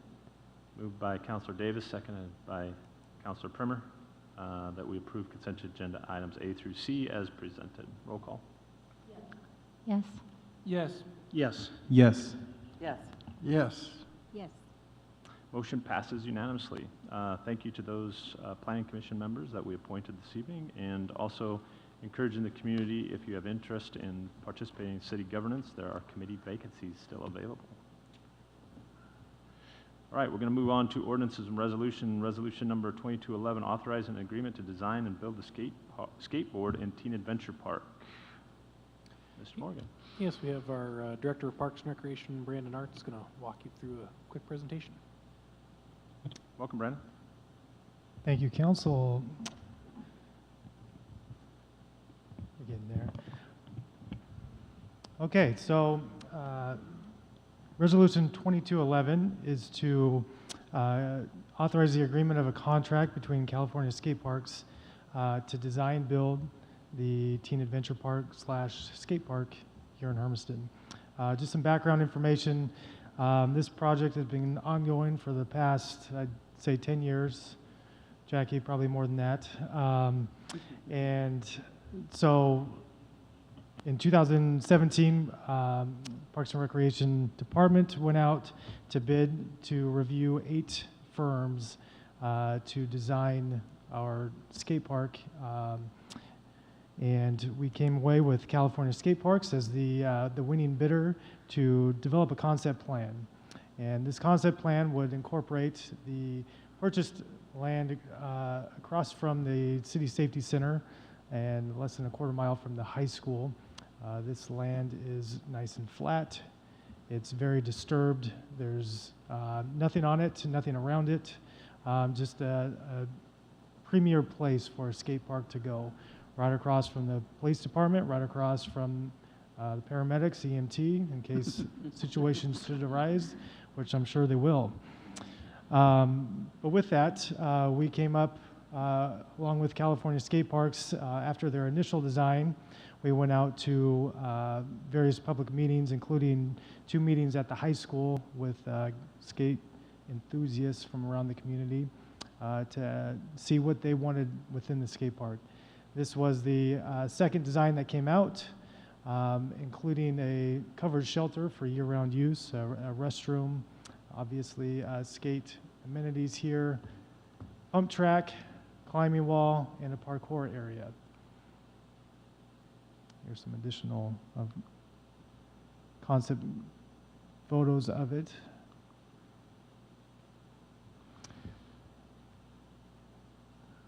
So in 2020, the Parks and Recreation Department went out for the Land and Water Conservation Fund grant to fund phase 1 of the portion of the skate park. And so phase 1 would incorporate most of the skate amenities highlighted there in yellow. The grant amount matched to the $272,000 that the city currently has in reserves for the skate park. And it was a 50-50 match, and the grant was successful. So we have a total of $545,000 to go towards the skate park. So this agreement would be to design and build going into phase 1 of this planned project. We do not have a letter or a notice to proceed as of yet. That notice to proceed is likely to be in our hands in June. There's still some environmental reviews that are being taken place. COVID, we went out for the grant in 2020. It's taken this long to kind of process through COVID, but we're excited that we can get to this point. So with California Skate Parks, this will allow us to get the full design, construction documents, and basically be ready to go. They are a Sourcewell member that they will be doing the full project management, overseeing what's all the design and the construction of the skate park. And with that, be open to any questions. So, notice to proceed comes from who? That comes from the Oregon Parks and Recreation Department. So that's contingent on environmental reviews, and the grant is contingent on that? Is that the deal? It is, yes. All those have been submitted, and we just need to get through the processing paperwork to get to that point. Okay. Any other questions? That should, likely in June. There's been quite a few delays. Hopefully in June, that's the latest that we've gotten at. So this agreement would allow us to continue into, get the construction documents, all the final designs in place so that we can be ready to possibly go out to build in June. Yes. That was my question. Are you ready to start in June? Pretty much shoveling and building and all that? Potentially in June. There's a phase 2 portion that I'm going to talk about next. Oh, okay, yeah. Yeah. Councilor Brown? Are these largely concepts, or what do you envision for phase 1? Is it the shelter and then the bowl, or I guess do you have any hard figures of what they're actually going to be there? So phase 1 is majority of the skate region. The shelter would be in phase 2. So going back, if we were to only be successful on a phase 1 project, it would be a full build out of phase 1, a working skate park to this design. Phase 2 would incorporate all the green in here, a full build out, but depending on the next round of grant funding that we're going to be going out for, that's Resolution 2212, this would allow us to build a skate park and put something in the ground ready to go. Follow up on that. I know as the Teen Adventure Park concept has been talked about over the years, it's changed and molded. So I know at least the last few times that we've seen it, there's been less skate, but more other types of amenities that attract other kids from the high school or other places just to come and hang out. So are there other designs other than the skate feature, or is that mainly in phase 2 that we'll talk about? That's mainly in phase 2. Okay. Yeah. I'll reserve my questions for that time. Any other questions? So this motion this evening, as I understand it, a resolution, is allowing the city to proceed forward with a contract with California Skate Parks to design and build out phase 1. Correct. Okay. Can I get a motion? Oh, is there any public comment on resolution 2211? Okay, can I get a motion? Second. And moved by Councilor Myers, seconded by Councilor Davis? Yes. To approve resolution 2211. Roll call. Yes. Yes. Yes. Yes. Yes. Yes. Yes. Motion passes unanimously. Resolution 2212, Skateboard and Teen Adventure Park Development Matching Fund application.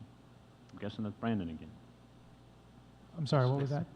I'm guessing it's you. You're Yes, up me again. Yep. Okay, Resolution 2212, just like the Land and Water Conservation Fund, we did a 50-50 match, $272,000 from the city, matched to the $272,000 from the Oregon Parks and Recreation Department's Land Water Conservation Fund. This would be going out for the local government grant program, matching $545,000 to $545,000. So taking those two figures, 545 and 545, we get a total project of $1,091,366. So this would be to cover the full phase 1 and phase 2. The local government grant program application is due April 1st. Presentations are going to be in May, with a potential award notification in July.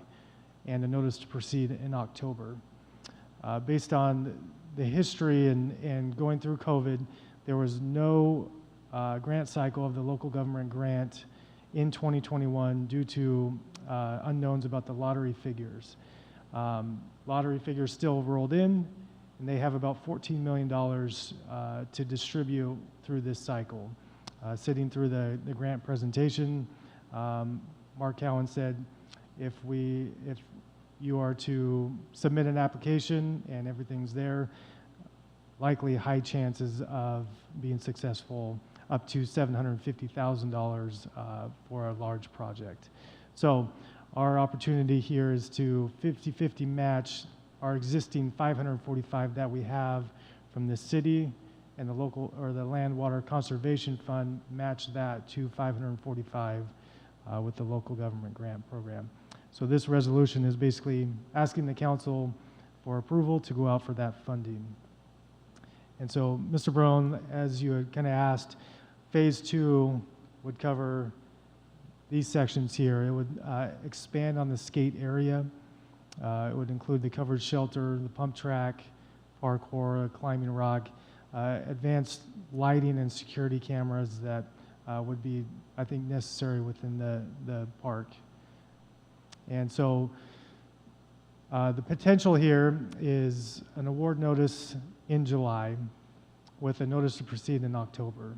I don't have exact notification on if we could start phase 1 and carry that into phase 2 when we get that notice in October, but there's a potential where we'd have to wait until October to begin. But going off of my friend Mark Krawczyk's fiscal prudence, starting a project, stopping it as per phase 1, and then restarting it for a phase 2, the mobilization would eat up some of those dollars that could go into the park. So this resolution is just asking for the ability to go out for the local government grant program. And get it. And get the grant. And get it, yes. And go after it. I do, yes. Yeah. Yep. I'm not sure why we would vote this one down. Yeah. Any questions from council? I got one. Yeah. For a while, I think we tossed out the idea of having a basketball hoop in there. What happened to that? That was in the initial design concept from California Skate Parks. When we went to the skateboard enthusiasts, kind of the public comment, they wanted more different features within the skate park. And so we did a dot board with, do you like, do you not like, what do you want?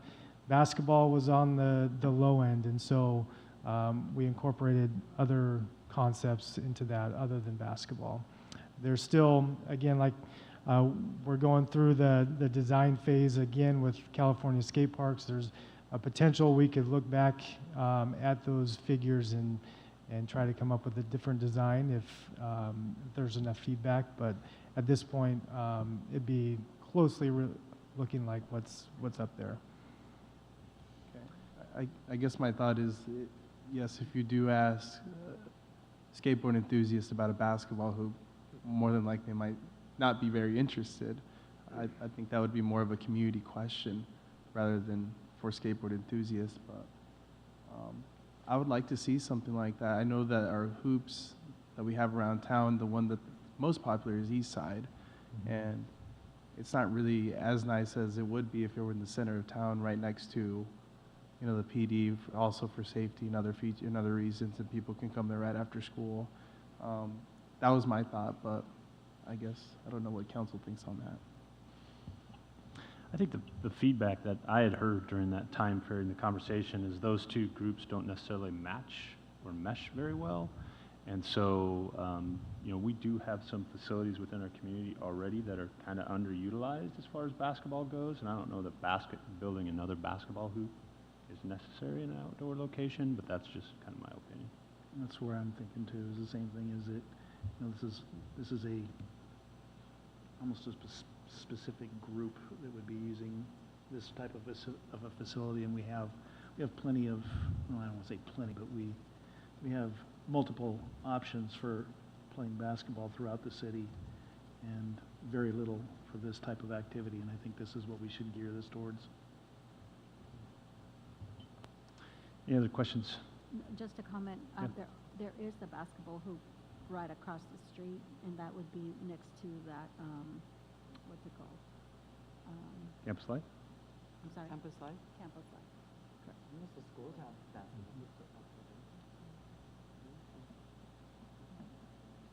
Huh? Have you seen him? It's just like, it would be right across.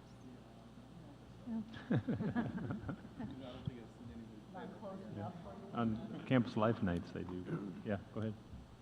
So I noticed, looking at the map, so you've got like quite a section of green space. Is there going to be any particular plan left over of that?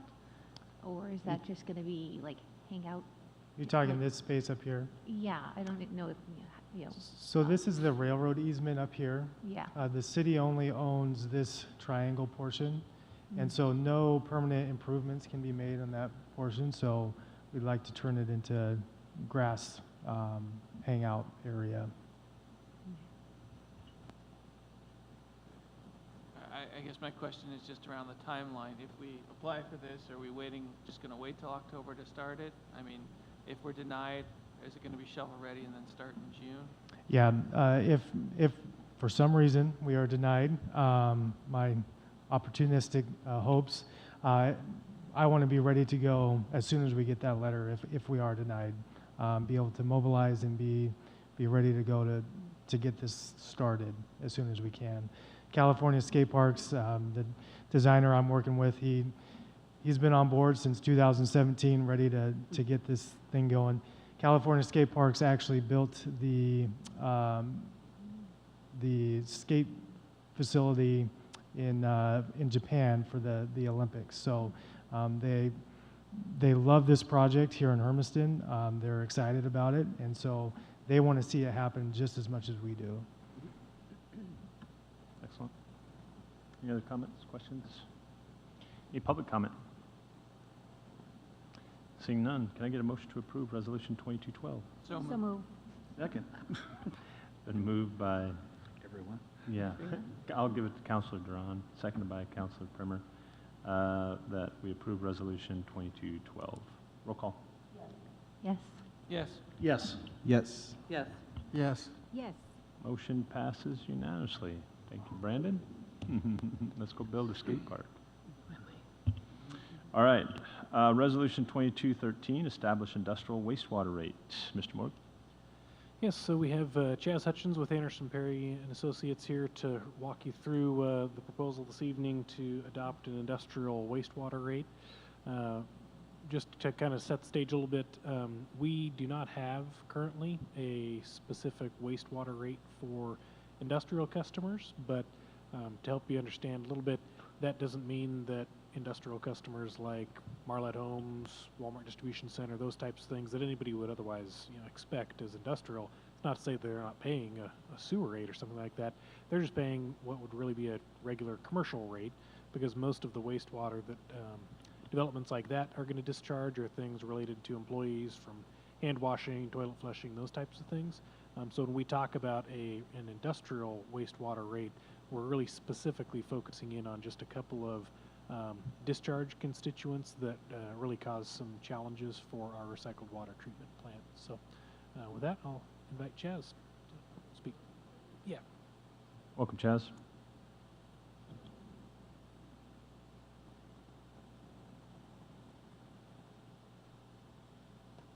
So as Mark mentioned, the city currently doesn't have a wastewater, industrial wastewater rate.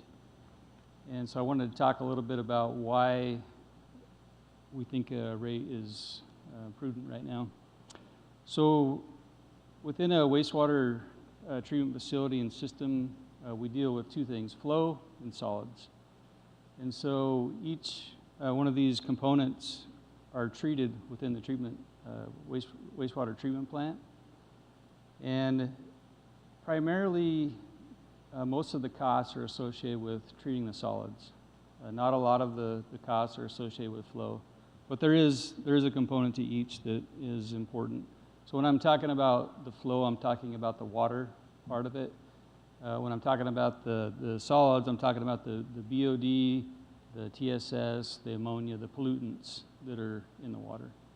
And so when the recycled water treatment plant was designed, it was designed for a certain flow, and that flow is 3.2 million gallons per day. And that's kind of the capacity. We refer to that as the capacity of the treatment plant. But the assumption with that flow is that it's coming in at a reasonable concentration. Those pollutants are coming in at a reasonable concentration. When that concentration is exceeded, then the capacity of the treatment plant goes down. It's no longer 3.2 million gallons, it's something lower.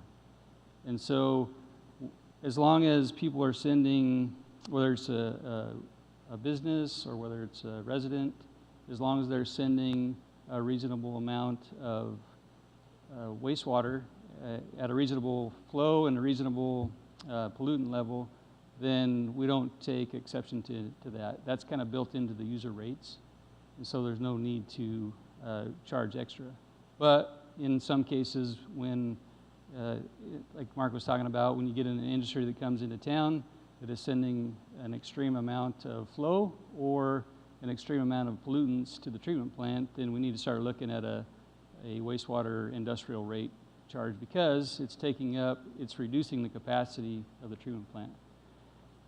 And so we're starting to see that, and we thought it'd be prudent to take a look at what an industrial wastewater rate would look like. And so the way that we do that is really we need how much it costs to treat the flow and the pollutants or the solids, and how many solids, how many pounds of pollutants are we producing in a given day.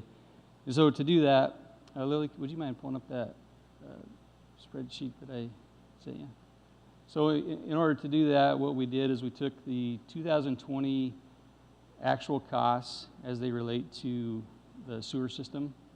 And if you kind of scroll down, you can see that, you have personnel costs, you have material costs, you have capital outlay, you have, debt services and so forth.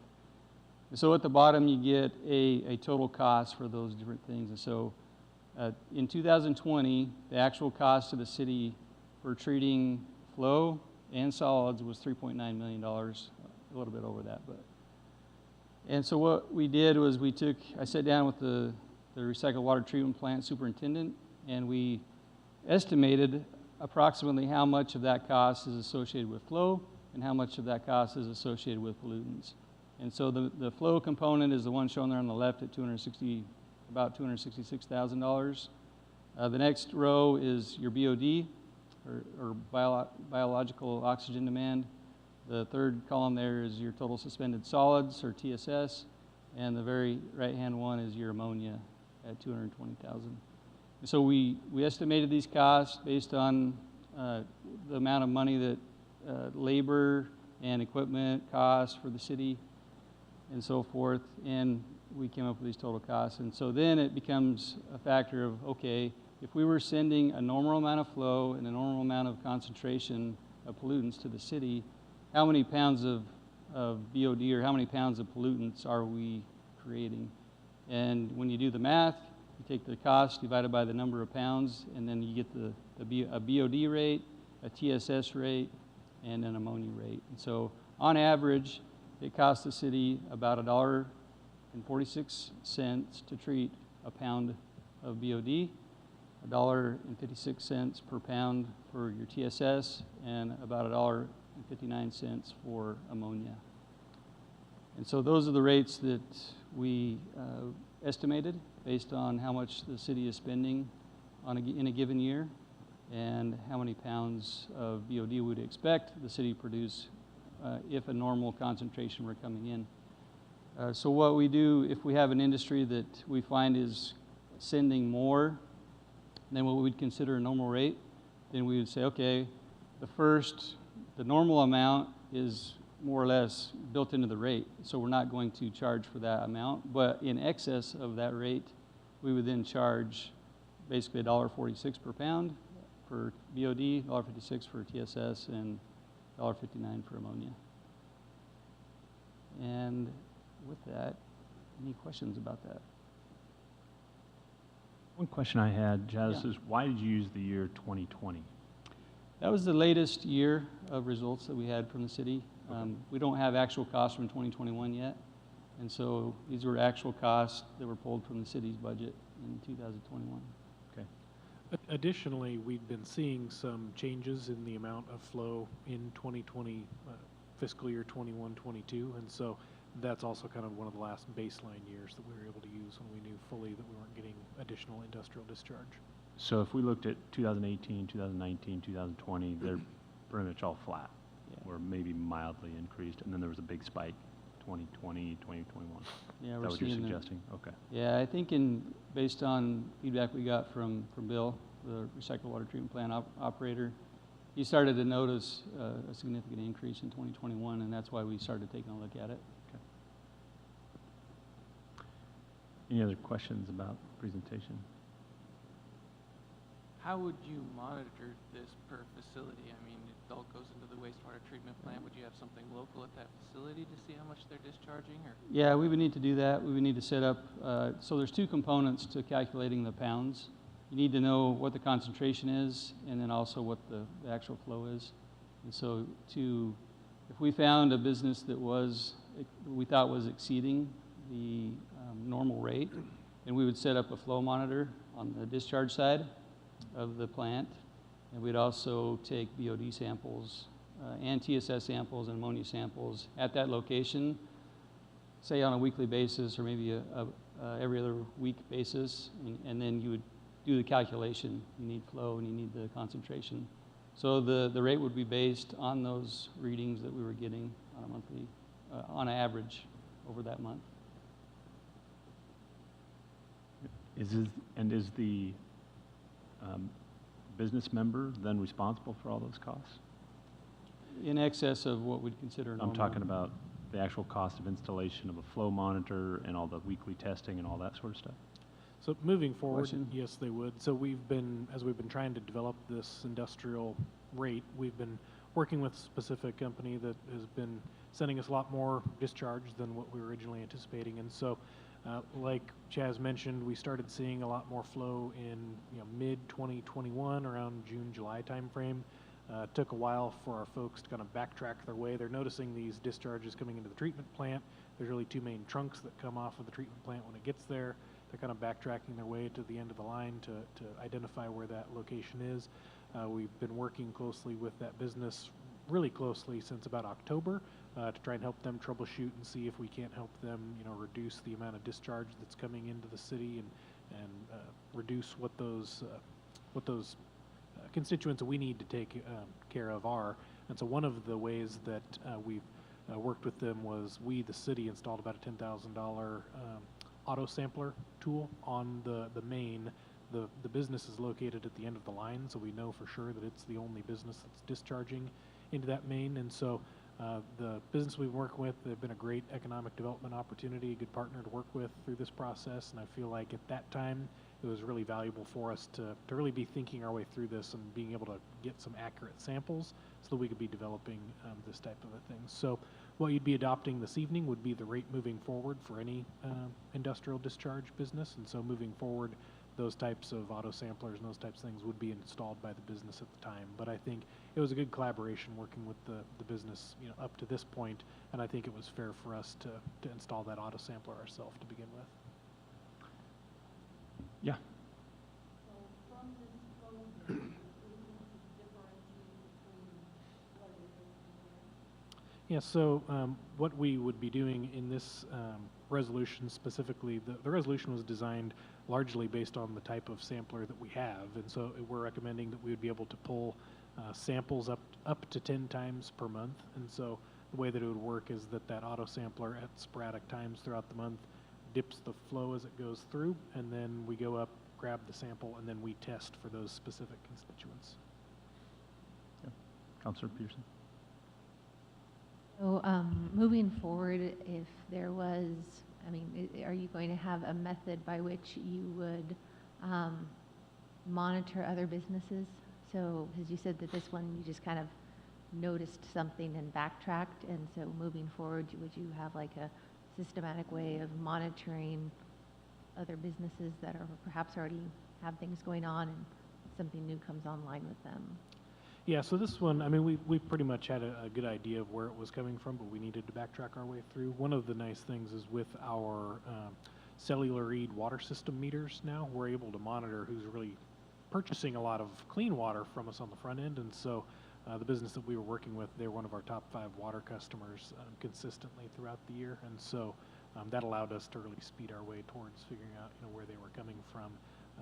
But short of doing something like that, we haven't really had many challenges in the past. I mean, what we're talking about is going to be a really large-scale type of an operation. And so one of the reasons why we got into some issues with this one is with the closure of Hermiston Foods and their ceasing of operations, the current operators are basically redeveloping what would be considered to be a brownfield site. And so when we started working, with them, we were helping them to get up and operational, and they indicated to us that they don't use really any water in their industrial process. And so that's proven to be true in that their process itself for what they do doesn't use any water, but at the physical plant itself, they use a lot of water in the boiler system.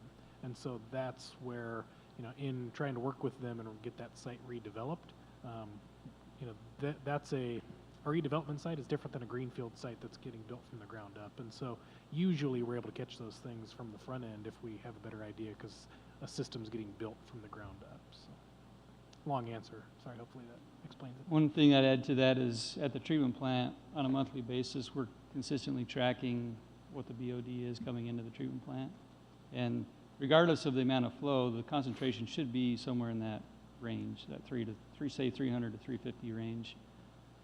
If we see it get outside of that, then that's usually a red flag of, okay, somewhere in the system, somebody's doing something, and so then that might trigger us going and doing some investigation. But usually it's got to be a pretty significant system in order for it to bring the average up, because you have all these households sending flow to the treatment plant, and so it shouldn't change that much unless something weird happens. It should remain in that range, and it always has.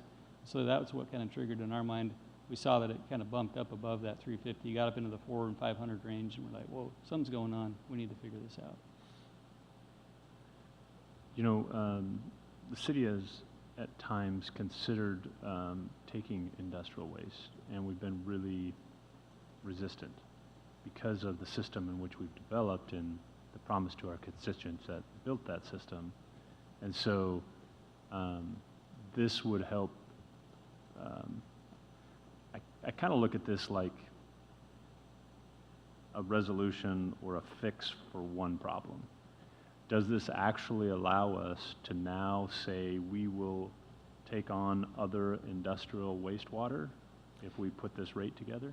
It does allow us to do that. And so the rates that are being proposed, specifically for BOD, TSS, and ammonia, put us in a position that now if somebody wants to come in and discharge those amounts of waste, then we're charging appropriately to be able to expand the plant in the future and take into account some of those things. So as Chaz mentioned, when we really started to notice the increase in BOD, that's, one way that we notice that something is coming in, but also we see that in real hard figures in terms of cost of operating the plant. And so, we included in here, it shows, these are just all of the expenses in the recycled water treatment plant. One of those sections being, personnel services. One of the ways that this manifests itself out the back end at the treatment plant is by hauling off those solids. And so we just recently purchased a $400,000 truck and a $1.1 million press at the plant here a few years ago. It used to be, even just up until about a year and a half ago, that we were only having to haul those solids away to Findlay Butte's landfill 1 to 2 times per week. Now we're hauling those away 5 days a week. And when we get it back, it's already running and dumping more into the truck. And so So that increases, that takes about 4 hours for one of our folks to drive all the way out and dump and come back every single day. So that's basically a half-time employee now that we now dedicate to hauling these things off. Also, our chemical costs have gone up significantly. Later on this spring, you'll see a budget supplement for the recycled water treatment plant for several $100,000 because our chemical costs go up to treat these constituents when they come through. And short of having a rate like this in place, somebody has to pay for those costs, and it ends up falling on the rest of the users. So those are really hard costs. Like, you know, day one right now, we need those costs covered. But as Chaz mentioned, when you look at this rate structure, it shows what our design flow is, our capacity at 3.17 million gallons per day. But if we have higher, if we have more intense water coming to us, it reduces that capacity.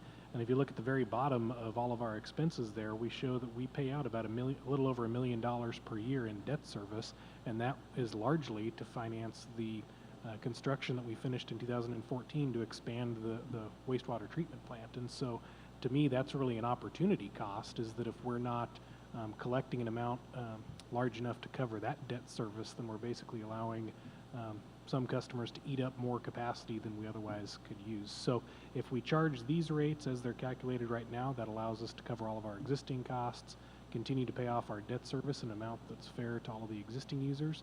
And then if we needed to expand in the future because another industrial user comes along, we can do that because these rates would allow us to cover those costs. So and it's the rate is expensive enough that it will help to cover the added cost, the way I'm understanding this. It's expensive enough that it will help to cover the added cost that we're incurring, and not necessarily punitive enough, but maybe high enough that an industrial user would say, hey, maybe I should do something on the front end to prevent this from this cost on the back end. Yeah, I believe that there's probably other ways that facilities can manage their wastewater stream other than send it to us. I mean, Hermiston Foods was the prime example of that. They had a lagoon system off east of Highway 395, south of town, that they were able to just send their wastewater to land apply it. And so there are, and then also just screening tools and those types of things. There are things that a company can invest in to really knock down some of the intensity of that wastewater and reduce what they're ending up sending to us. So I think there's a lot of opportunity for those types of things. Okay. Other questions? Yeah. So these costs are what the costs are as of essentially today, or they were, I guess, last year. How long are these costs going to be able to meet the needs of the wastewater treatment program, or do we need some sort of escalator clause within this legislation to make sure that these go up in a reasonable amount to cover the Yeah, I think it seems like the prudent thing to do to me would be to continue to track this from year to year and see if there is a need for that. But I think that there would be, just because costs are going up, right? You know, we're seeing significant cost in inflation this year. And so, you know, personnel costs are going to go up, material costs are going to go up, equipment costs are going to go up. So, yes, I would anticipate that it would go up over time. But this will be added into our regular wastewater treatment cost analysis, right? So we have a analysis that we do on a regular basis. Yeah. And so if we were going to raise rates 2% next year, this would also be raised 2%. Is that right? Yeah, that's a good point. It is just embedded in our regular wastewater treatment section of our regular city fee schedule. And so we would want to be sensitive to that, I think, because one of the things that we do every year is we have it in there that we automatically adjust for inflation. But you'll remember this year, council took the action to actually choose to take a little bit less inflation. And so I'd really want to make sure that we looked really tightly at this one to make sure that we don't get kind of a goofy way that gets applied. But the short answer is that the default right now is that it would track with inflation. Yeah, and we put a 3-year average in there or something this year. Yeah. How about other questions from the council?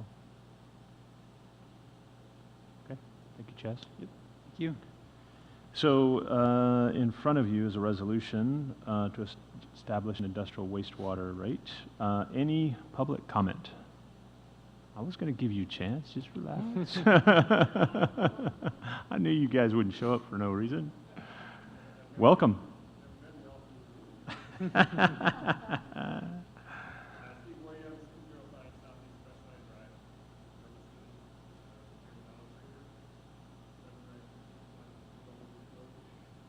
Is there? Push the microphone button. Sorry, Steve. Yeah, there you go. Say it again. No, did you get that? Got it. Second name and address.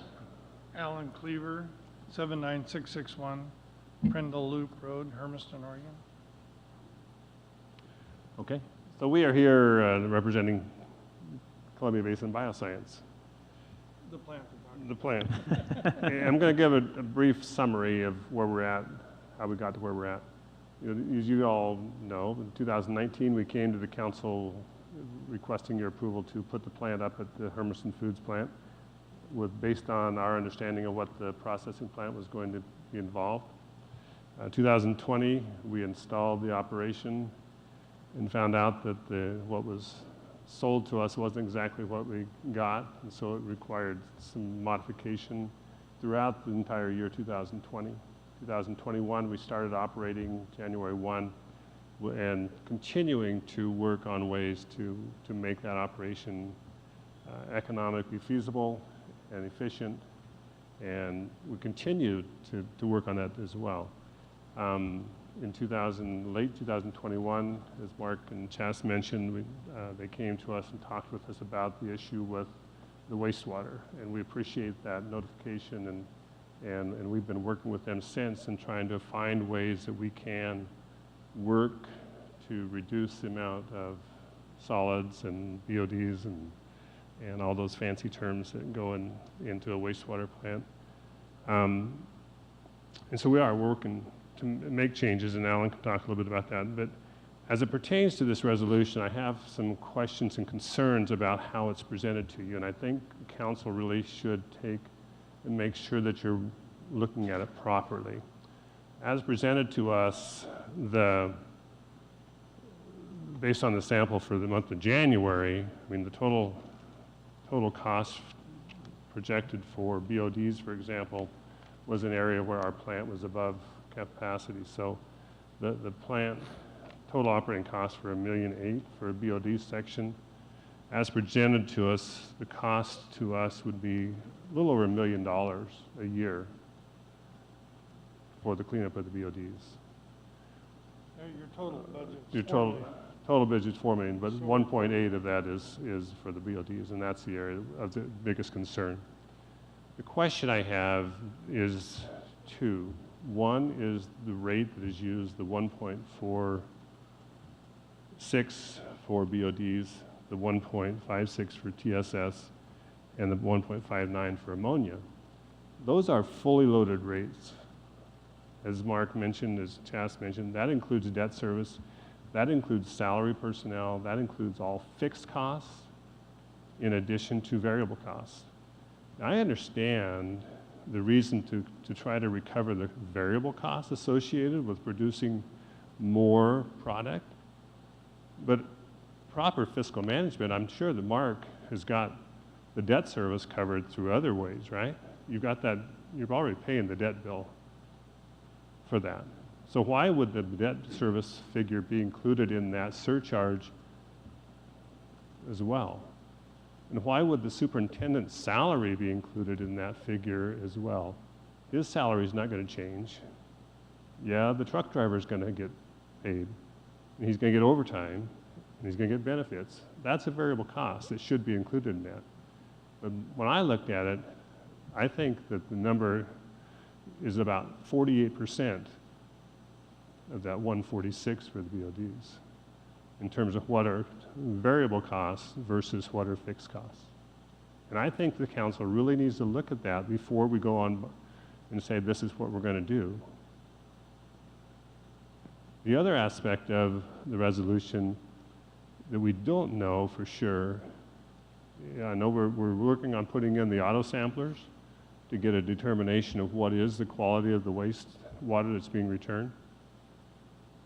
But that I know of, the city doesn't have a way of measuring what the flow is coming back from the plant yet. Gravity is continuing to work here. And so I think the council, and we need to look at this and make sure that, because it's not only just the solids, but it's measured as a percent of the flow, right? That's what determines how hard it has to work.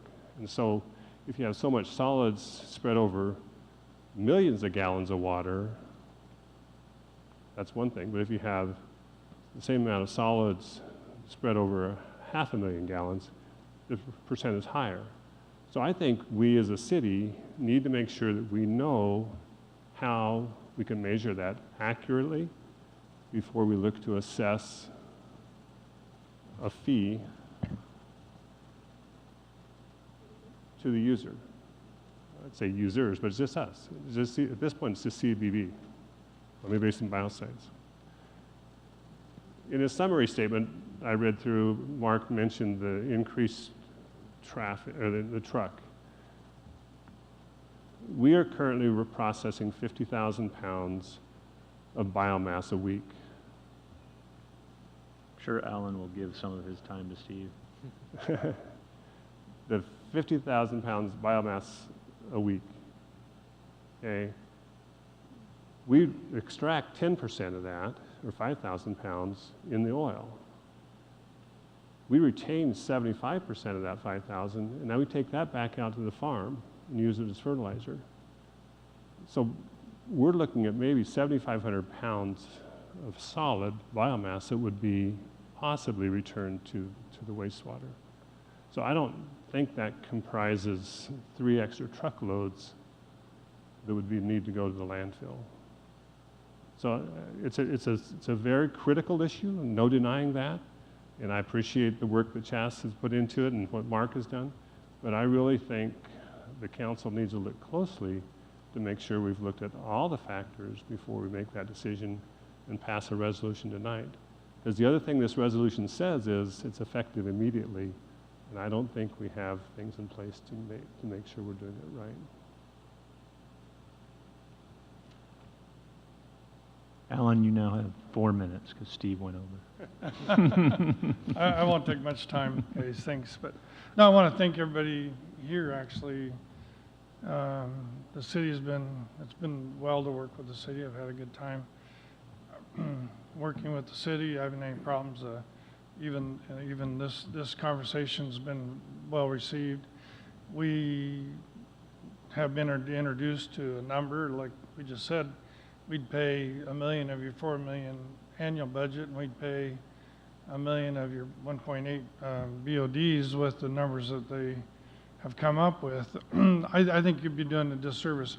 We're gonna obviously resolve our problems and get our BODs down. It's a large plant. It's almost 200,000 square feet. They use a lot of water to clean it and hose it, and so it's the dust. It's just cleaning the outsides. We still don't use water in the process as far as coming in contact with the biomass. It's contacted with ethanol in the process.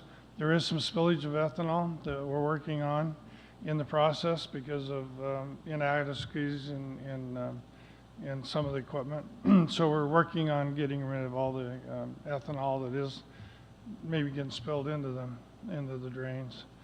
That's really the only thing spilled. The dust from the biomass that we extract is what they're washing down the equipment that's getting in that's the drain. So it kind of amazed me. I'm come from the vegetable industry where we wash vegetables, we wash a lot of BODs. All the vegetables are cleaned and sterilized before they go into freezers, and there's a lot of BODs. So I was familiar with that. I was shocked to see they give me these numbers February 1st, maybe the very end of January. I saw them early February. And so since I seen the numbers that they're proposing, obviously they got my attention. So you're right about one thing. If you come up with these numbers, you'll get my attention. So we have looked into it. In our case, I think it's pretty simple. We have enough land and acreage that we can build a couple ponds. We can settle out the BODs. We can aerate the water to get rid of the BODs. We think we can solve the problem. So I don't think it's so much of a problem to me as it would be industrial wastewater users. I have an onion Hopeville plant. I did not bring it in Hermiston because you're against those type of things in water and industrial use. It went to another city. It's in Richland, Kennewick. And so when we look at building industrial that we use water, we do look at costs, and that's one of the biggest problems we have in ag is what to do with the water.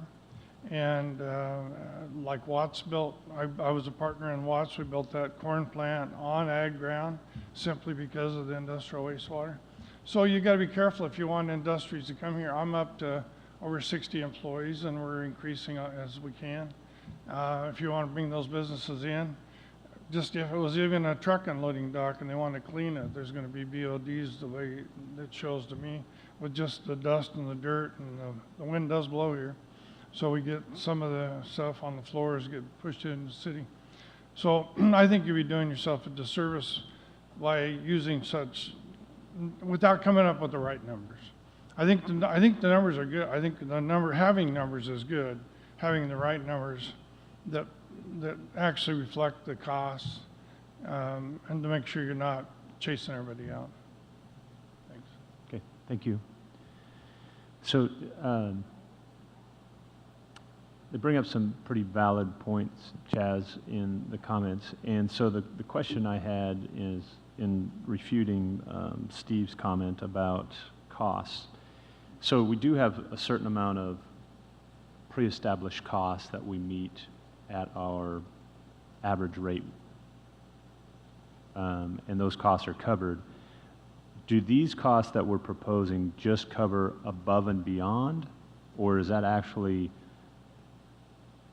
double covering some of the costs? No. Is your microphone on? Oh, there we go. Yeah. So yeah, it's just above and beyond, and so we consider a normal BOD rate to be, say, between 300 and 350 milligrams per liter. And so whenever we do the calculation, let's say theirs is 10,000 milligrams per liter, then we'd only actually charge for 9,700 milligrams per liter because we figured that the 300 is a normal rate, so we're not going to charge for that. We're just going to charge for what's beyond that. One thing I would add, I forgot to mention it, is that we did, after we came up with we found these costs per pound, we compared them to other cities around to kind of see if we were in the ballpark, if our rate was higher than other cities. And it kind of varied, but it ranged, I would say, anywhere from $1 per pound to $2 per pound. And so one of the things that I would mention is that the city, the level of treatment that you guys provide for recycled water is very high. It's a Class A water that comes out, and it gets sent to an irrigation district. And so the type of plant that you have is expensive, and it does treat to a very high level. And so that does factor in, but I think that the $1.46 is in the range of what I'd consider to be a normal rate when looking at cities around. Did you look at Pasco? I did not look at Pasco. Okay. We looked at LeGrand, Pendleton, I believe the Dalles. Do you remember the Portland? Portland. And so, obviously, when you, I think Portland's, if I remember right, it was like 83 cents. And so that was, you're dealing with a lot more people. So that cost is spread out over more people. And I don't know to what level they treat their wastewater. But we did look at what other cities' rates to make sure that we were in the rough ballpark. I do understand the comment, Alan, about the industrial demand for ag and wanting to be open for business for industrial users. The unfortunate thing and the challenge that we've struggled to manage is industrial wastewater. We've actually worked with the county to try and figure out some regional solutions for industrial wastewater. We tried to work with some of our industrial partners, one of them that just went under here a couple weeks ago, to try and figure out some solutions for them. And so it's not an easy solution, and I think one of the things that the city has been extremely proud of, and Chad had alluded to, is we are now a reuse facility, and so we're able to recapture the quality of our water back for agricultural use. And I think that's a benefit to the region and the agricultural community.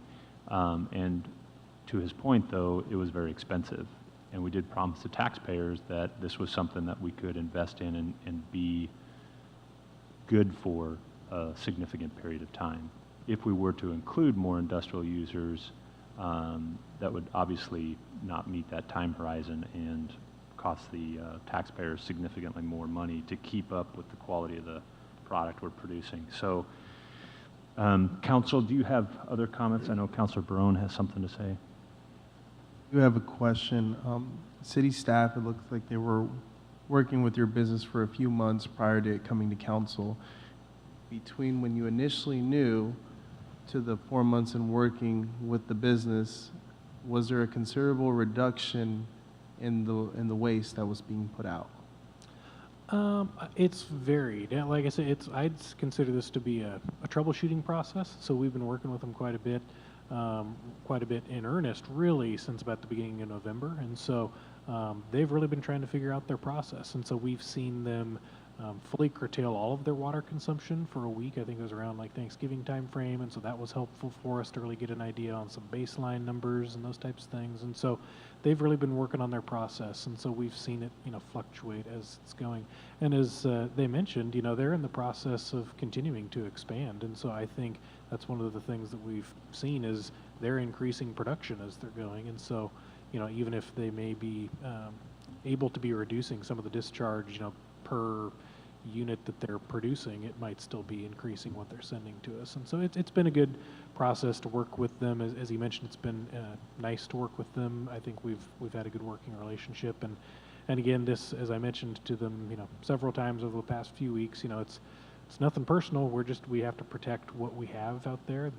These are just the costs that we have presented to us. And as the mayor mentioned and Chaz mentioned, it's just the type of plant that we have. It's an expensive plant to operate. And so, yeah.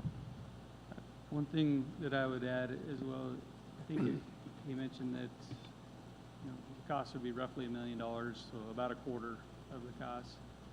When we ran the numbers from the amount of poundage of BOD that was being produced, it coincided with that number.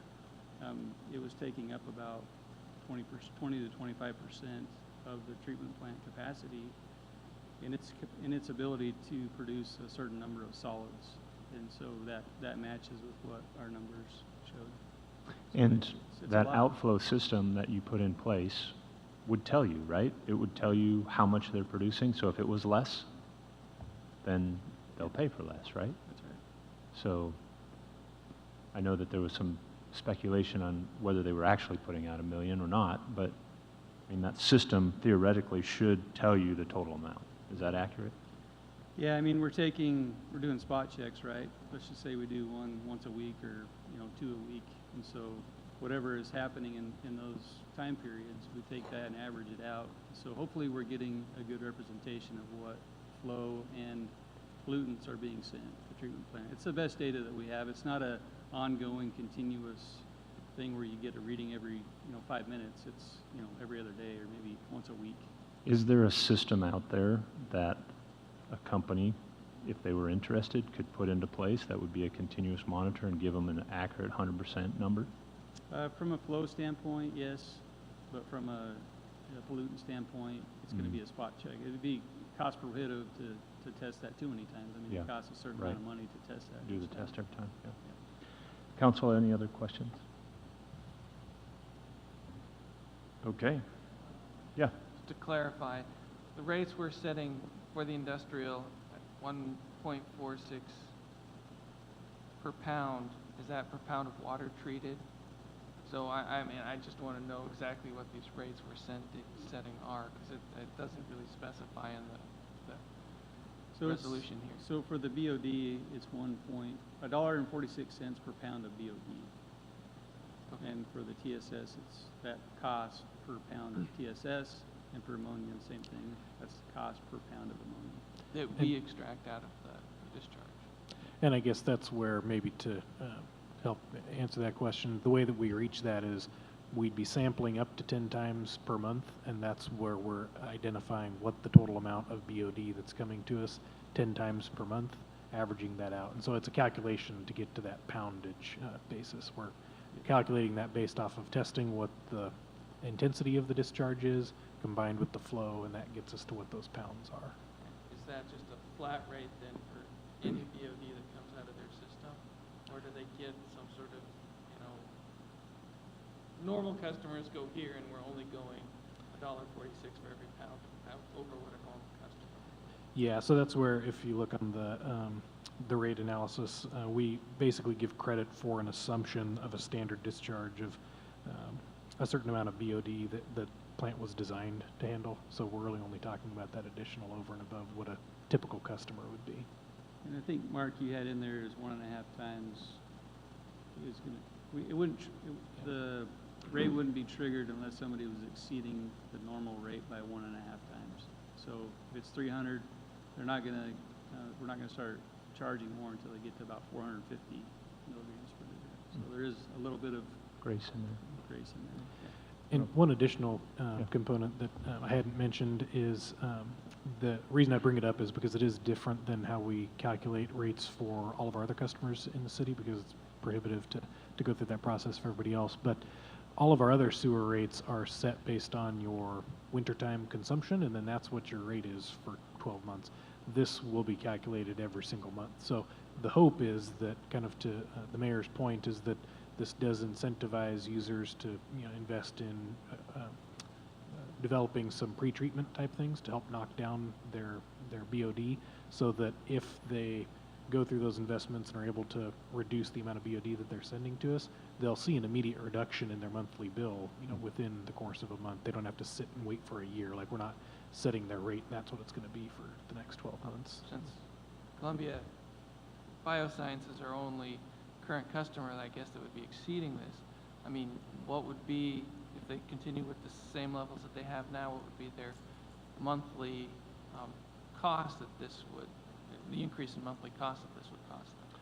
Yeah, so the, this analysis was developed in January by Anderson Perry, and so we included a total amount that it would be, and it came in around $84,000, $86, in the low $80,000 per month range is what their cost would be based on their discharge at the time.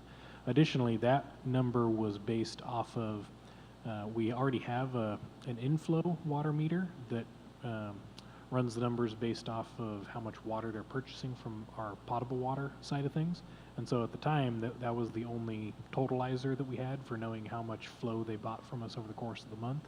With the installation of this auto sampler, we are able to track how much they're actually sending to us. And that did become an issue of discussion that we worked through with the facility, is that because of the way that they really are using the most amount of their water, whether it's cleaning or really through like the boilers and those types of things, depending on the time of year, there is quite a bit of evaporation loss. And so if we're only using the input numbers, then that could inadvertently drive up what their bill would be. And so that's something that we worked through to make sure that we truly are sampling the discharge. And then also the facility themselves, they've already installed a discharge meter as well. So it'll really be good. Like I said, this whole process is kind of a triangulation process and troubleshooting. So we'll now have basically 3 different meters that we can look at to really see what that total discharge is. We'll be able to see what the input amount is. We'll be able to see what we're seeing as the discharge where our meter is, and hopefully we'll be able to see if they share with us what the discharge is on their meter as well. Councilor Brown, you got it? Okay. Any other questions? Yes, Councilor Peterson. So I know that this is an area that you've been working with them quite closely. Putting this into effect now while you're still working with them on this process, I know that this is going to be an ongoing thing, and at the same time, we need to take care of the plant as it is. I'm just wondering, is there, any way of, is there wiggle room? Is there, it's like all right, this will take, is there we are going to have improvements done by such and such a day, or is that what this is? This is okay, this is the due date. Yeah, I mean, that's kind of what we've been working on since, the beginning of November. We've had regular meetings about every 2 or 3 weeks or so with the plant the company's plant operators.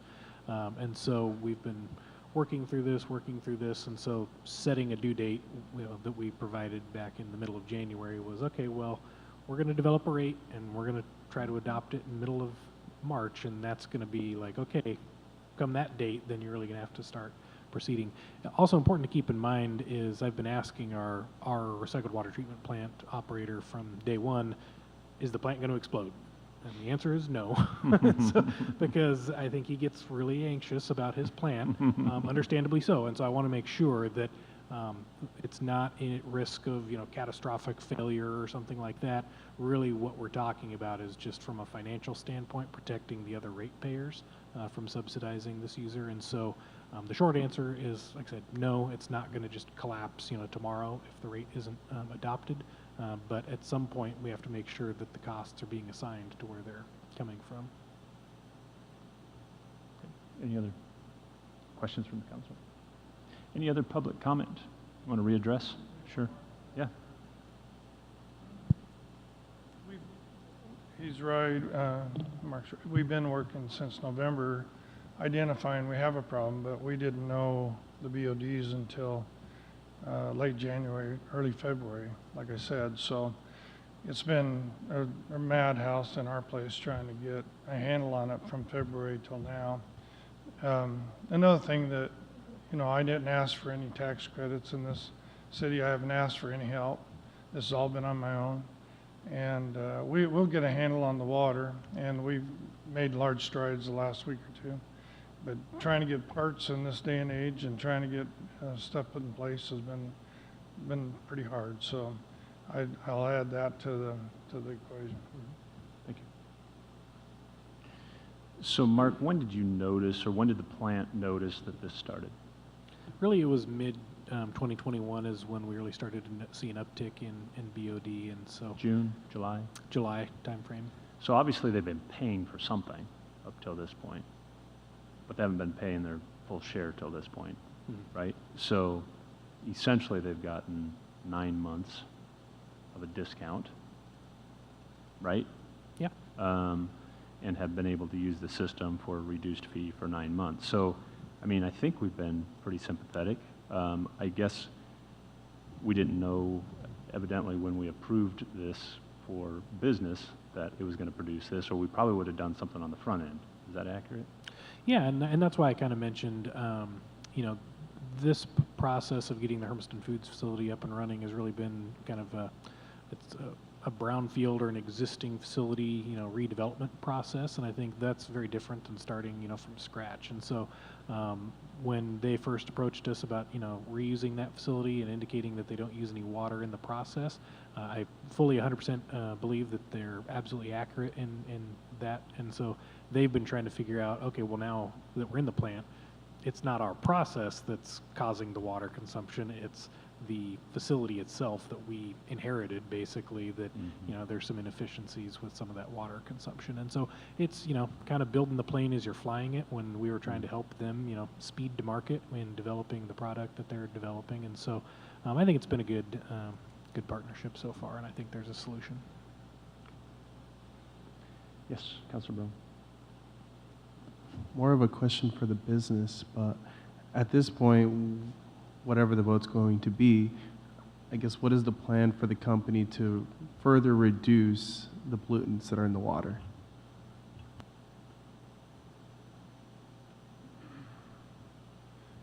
The water consumption will be reduced quite a lot, number one. We use boilers, as he said. We evaporate, we hire steam for in the heat process. And that water, after it turns from steam to water, goes into the drain. That'll be recycled. We're working on that. The most of the water that we send back to cities is mostly just cleanup, as I said. We went to using brooms and shovels and sweepers to sweep up the floors rather than use water to put it in the drains. We have a pond out there that we have a system in place. Part of the problem with knowing what in the past was happening is we had large pump systems. Like you said, the facility was built for large water use. So when we would dump water to the city, we'd use a big 200-300 horsepower motor. It'd run for an hour, and then it would be down the rest of the week while we filled the system back up again. So they happened to catch one day when the 100 horsepower or 200 horsepower came on and noticed there was a large flow of water coming back. We use a lot less water. We send a lot less water back than we receive. So that's why we put in small pumps, put in meter systems to show how much water we're sending back to the city. They had no way of knowing how much was coming back to them. And so we've addressed the volume by using meters and small pumps now in our system. We've added aerators to be able to let the particulate fall out of the water in some pond system. Like I said, we have acreage, so we can add another pond system to that and eliminate the BODs coming back to the city. So we have the way and the means there because of the size we have there. I was referring to when I said it might be a disservice is some other industries may not have that ability. We do, and we'll mitigate the problem. Like I said, but we didn't believe we had BODs until, I mean, recently, and that's, I mean, because we don't use the water in process. Any other questions? Council, any other questions, comments? Okay. Any other public comment? All right, so you have a resolution in front of you, Resolution 2213, established an industrial wastewater rate. I need a motion to adopt Resolution 2213.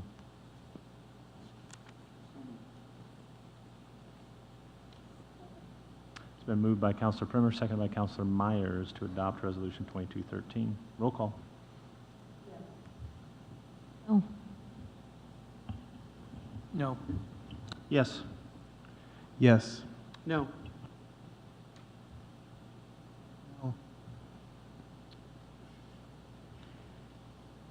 Yes.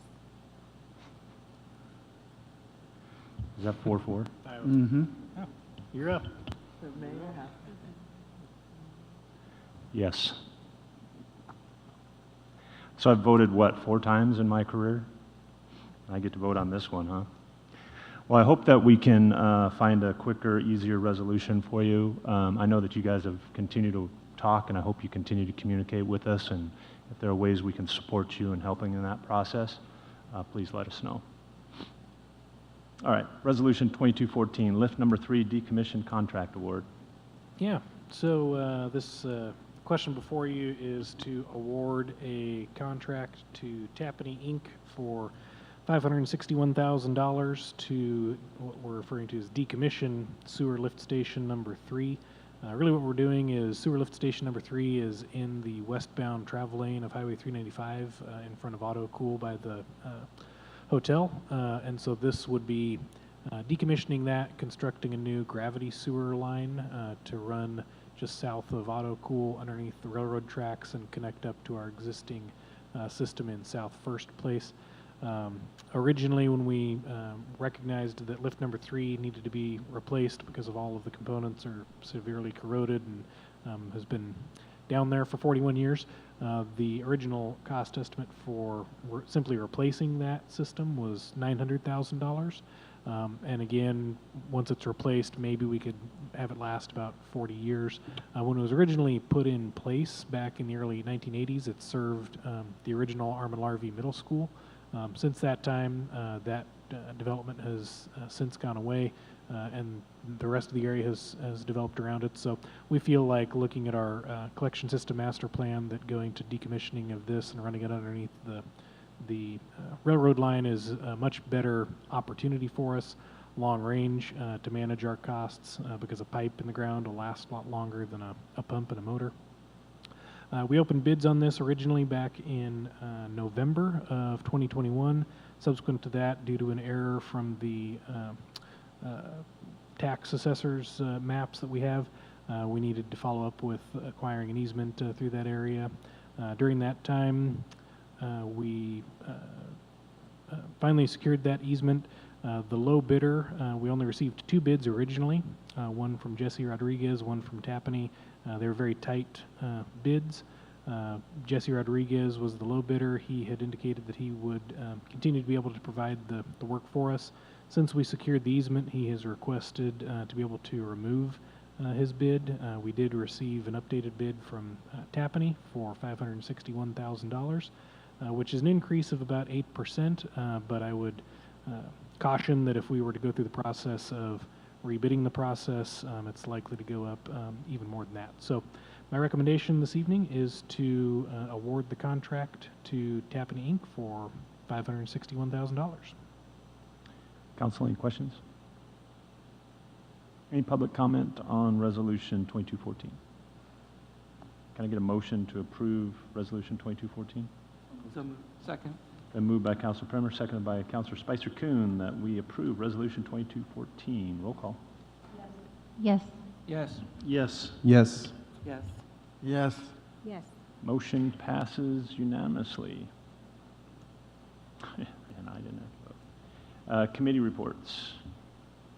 Anyone? Yeah, we had a Parks and Recreation meeting. It was fully attended by all Parks staff, all the committee members. It was nice. It was very informative, lots of information. Some dates coming up in March. They're going to open up Funland concessions for spring break. They're going to do April 2nd is a tree giveaway. It's Arbor Day celebration, and there's a at EOTech they're going to do. There was a name for this event, trash and trunk. The Clean Sweep Recycle event. Okay, but it had something about dumping the trash and then picking up a tree, a free tree Oh, too. right. Well, April 2nd, it's the Arbor Day tree giveaway. Okay. So you bring your trailer with all of your recycle stuff, drop it off, and come down to the community center and grab a tree. Yeah. So, two Say that events. again. So up at EOTech, you're going to do a recycle event. Yes, the Clean Sweep Recycle event, Okay. just like in years past, will be at EOTech. And then the Arbor Day tree giveaway, sponsored by Rotary, will be here at the community center. Kind of a drive-through. Right. deal. Cool. And also in May 21, 22, they're doing the I Love My City event. So there were a lot of updates on all the parks. We talked about the skate park, and we've heard about that tonight already. They're gearing up to open up the swimming pool, the staffing, scheduling, improvements, fixing the showers, and opening June 11th. And there was lots of more information, but we had a long night. Oh, I had the 11th. Oh, okay, okay. Okay.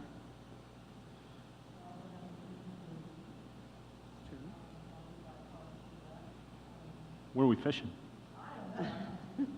The McNary Ponds, Oh, okay. Gotcha. our annual Are we event. working with City of Umatilla or? Yeah, they will be there in the ODFW, Okay, stocking the ponds there. cool.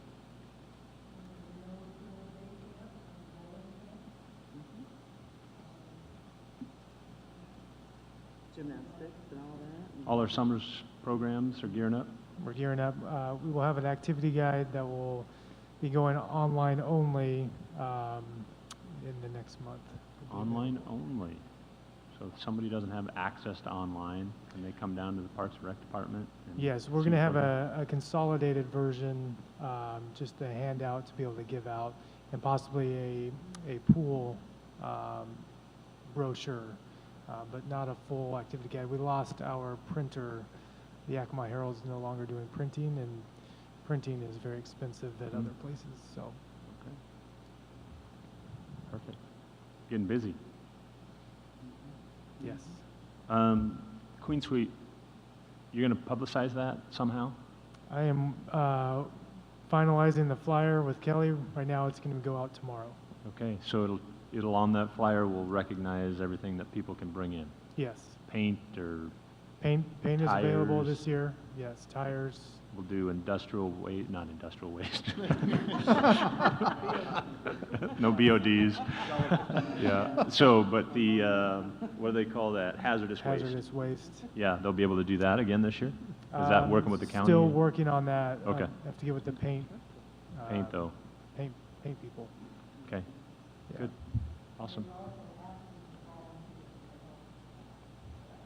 Correct, yeah. Okay. If you have some extra time, we could use you. Putting me on the spot? Are you saying me? Anybody.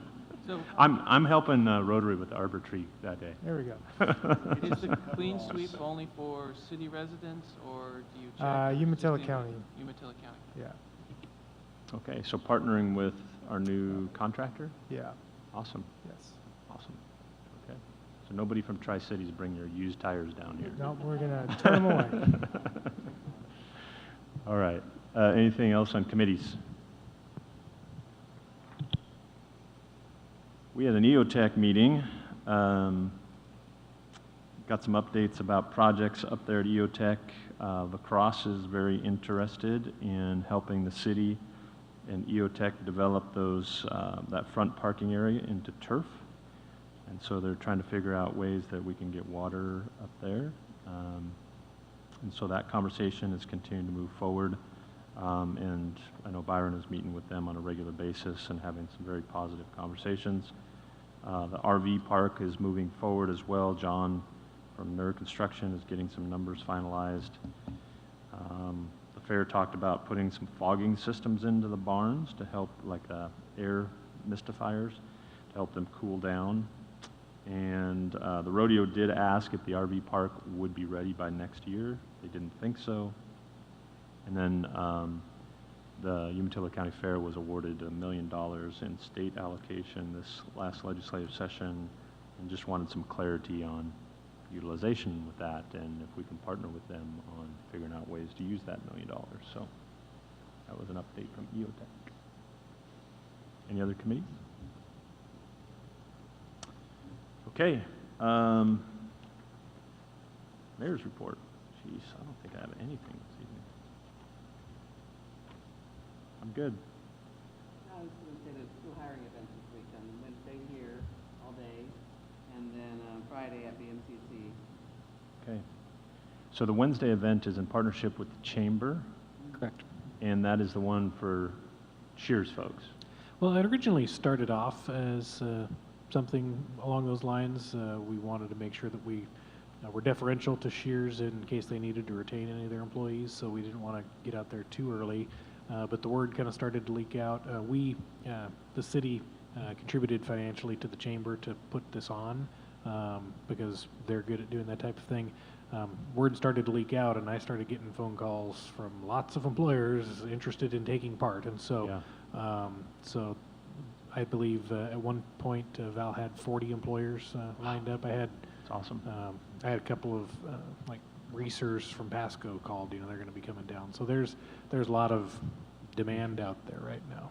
Probably more employers than employees looking. Could be, yeah. I mean, I think that's the word that we've gotten from working with the company, is that a lot of their employees have already found work, and so that's where I was like, well, there may not really be a need for helping those Shears employees specifically, but clearly there's a need and a demand from the employers that are out there. So that's where it just kind of turned into, well, it's just a general employee job fair. So, well, one of my good friends is a general manager for a major employer here locally, and he said they hired 6 Shears employees. They were happy to hire 6 new employees, so it was beneficial to their organization. I know it wasn't good for them to lose their jobs, but there's a lot of employers out there looking for employees right now. How is this being marketed, and how do people find out about it and that sort of thing? yeah, so the Chamber's been out there advertising it with bilingual notifications on Facebook and that type of thing. So, and there was also an article about it in the newspaper. So. Okay, perfect. So if you're looking for a job, Wednesday, what were the hours? I can't remember off the top of my head. That's why we pay the Chamber to do it. Okay, look at the Chamber website. Yeah. Please come down. Going to be a bunch of employers looking for employees. I heard big cash signing bonuses. There probably will be. All right. And then there's also one on Friday at BMCC. Okay. Other council comments? Yes, Councilor Herman? Okay, on a sad note, on March 7th, the local, or 911 center lost Sergeant Scott Cassie, a longtime Hermiston resident, to cancer. He's been working for the 911 center for over 22 years. He spent his career in the dispatch center taking care of others, including the public, first responders, and his coworkers. And you know, for some of us out here, his voice was the voice that you heard at the other end of a 911 call or on one of your darkest days. For others, he was your lifeline on the radio. So his service will be this Friday here from 3 to 6. It's open to the public. When you say here, you mean community right center? here at this in this location. So he was a good friend, a good person, and he will be missed more than words can say. So if you knew Scott, you know the family. Stop in and say hi, or come in for the service. Yeah. They were kind of thin already over there. So it looks like you're going to be working a lot more again. Yeah, sorry to hear about his loss. Any other council comments? Yes. Jump in, something a little bit better. Lions Club is selling clam chowder, most clam chowder right now, so order it and buy it. Not just clam chowder. Clam chowder, cobbler, bread, and garlic butter. Nice. Yeah, lots of good stuff. Mm-hmm. It's also Rotary Rose season. I would be remiss if I didn't stand up for my Rotary Roses in my Rotary Club. If you're looking for roses for your significant other, you can see me or Mark or Byron or I don't know who else from here is in that club. But anyway, anything else, Councilor? Yes, Councilor Peterson. Well, the Lions Club is also doing flowers for Mother's Day. I'm just going to throw that out there. But we're gearing up for the League of Cities, which will be next month, and it's starting to look really exciting. I got asked to help facilitate the DEI, roundtable, so that'll be really cool.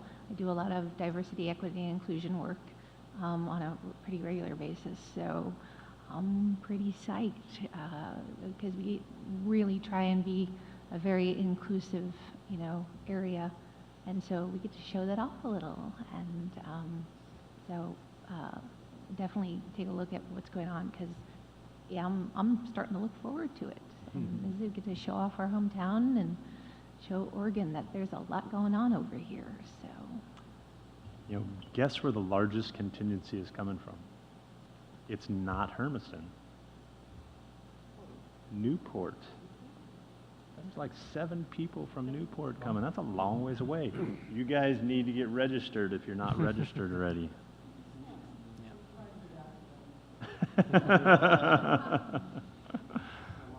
Yeah. Anything else, Council?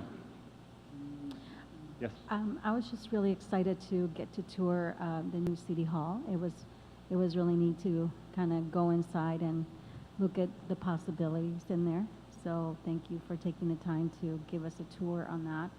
And I was really bummed that I didn't get to come to celebrate the man, the woman, the volunteers of the year and all of the Hermiston educators of the year. But I'm glad that those that came had a great time, and I'm glad that we were able to celebrate those accomplishments. So kudos to those of you that were able to make it that evening, including our own Hermiston Police Department, one of the major award recipients. Yes. So congratulations to them again. Anything else, Council? Okay. Mr. Morgan, you got anything? Yeah, nothing. I must not have screwed up too bad. Our fearless city manager is watching from midnight Nice. Eastern time over there, and I haven't gotten anything too crazy texted to me. So. Tell them hi from us in D.C. Yep.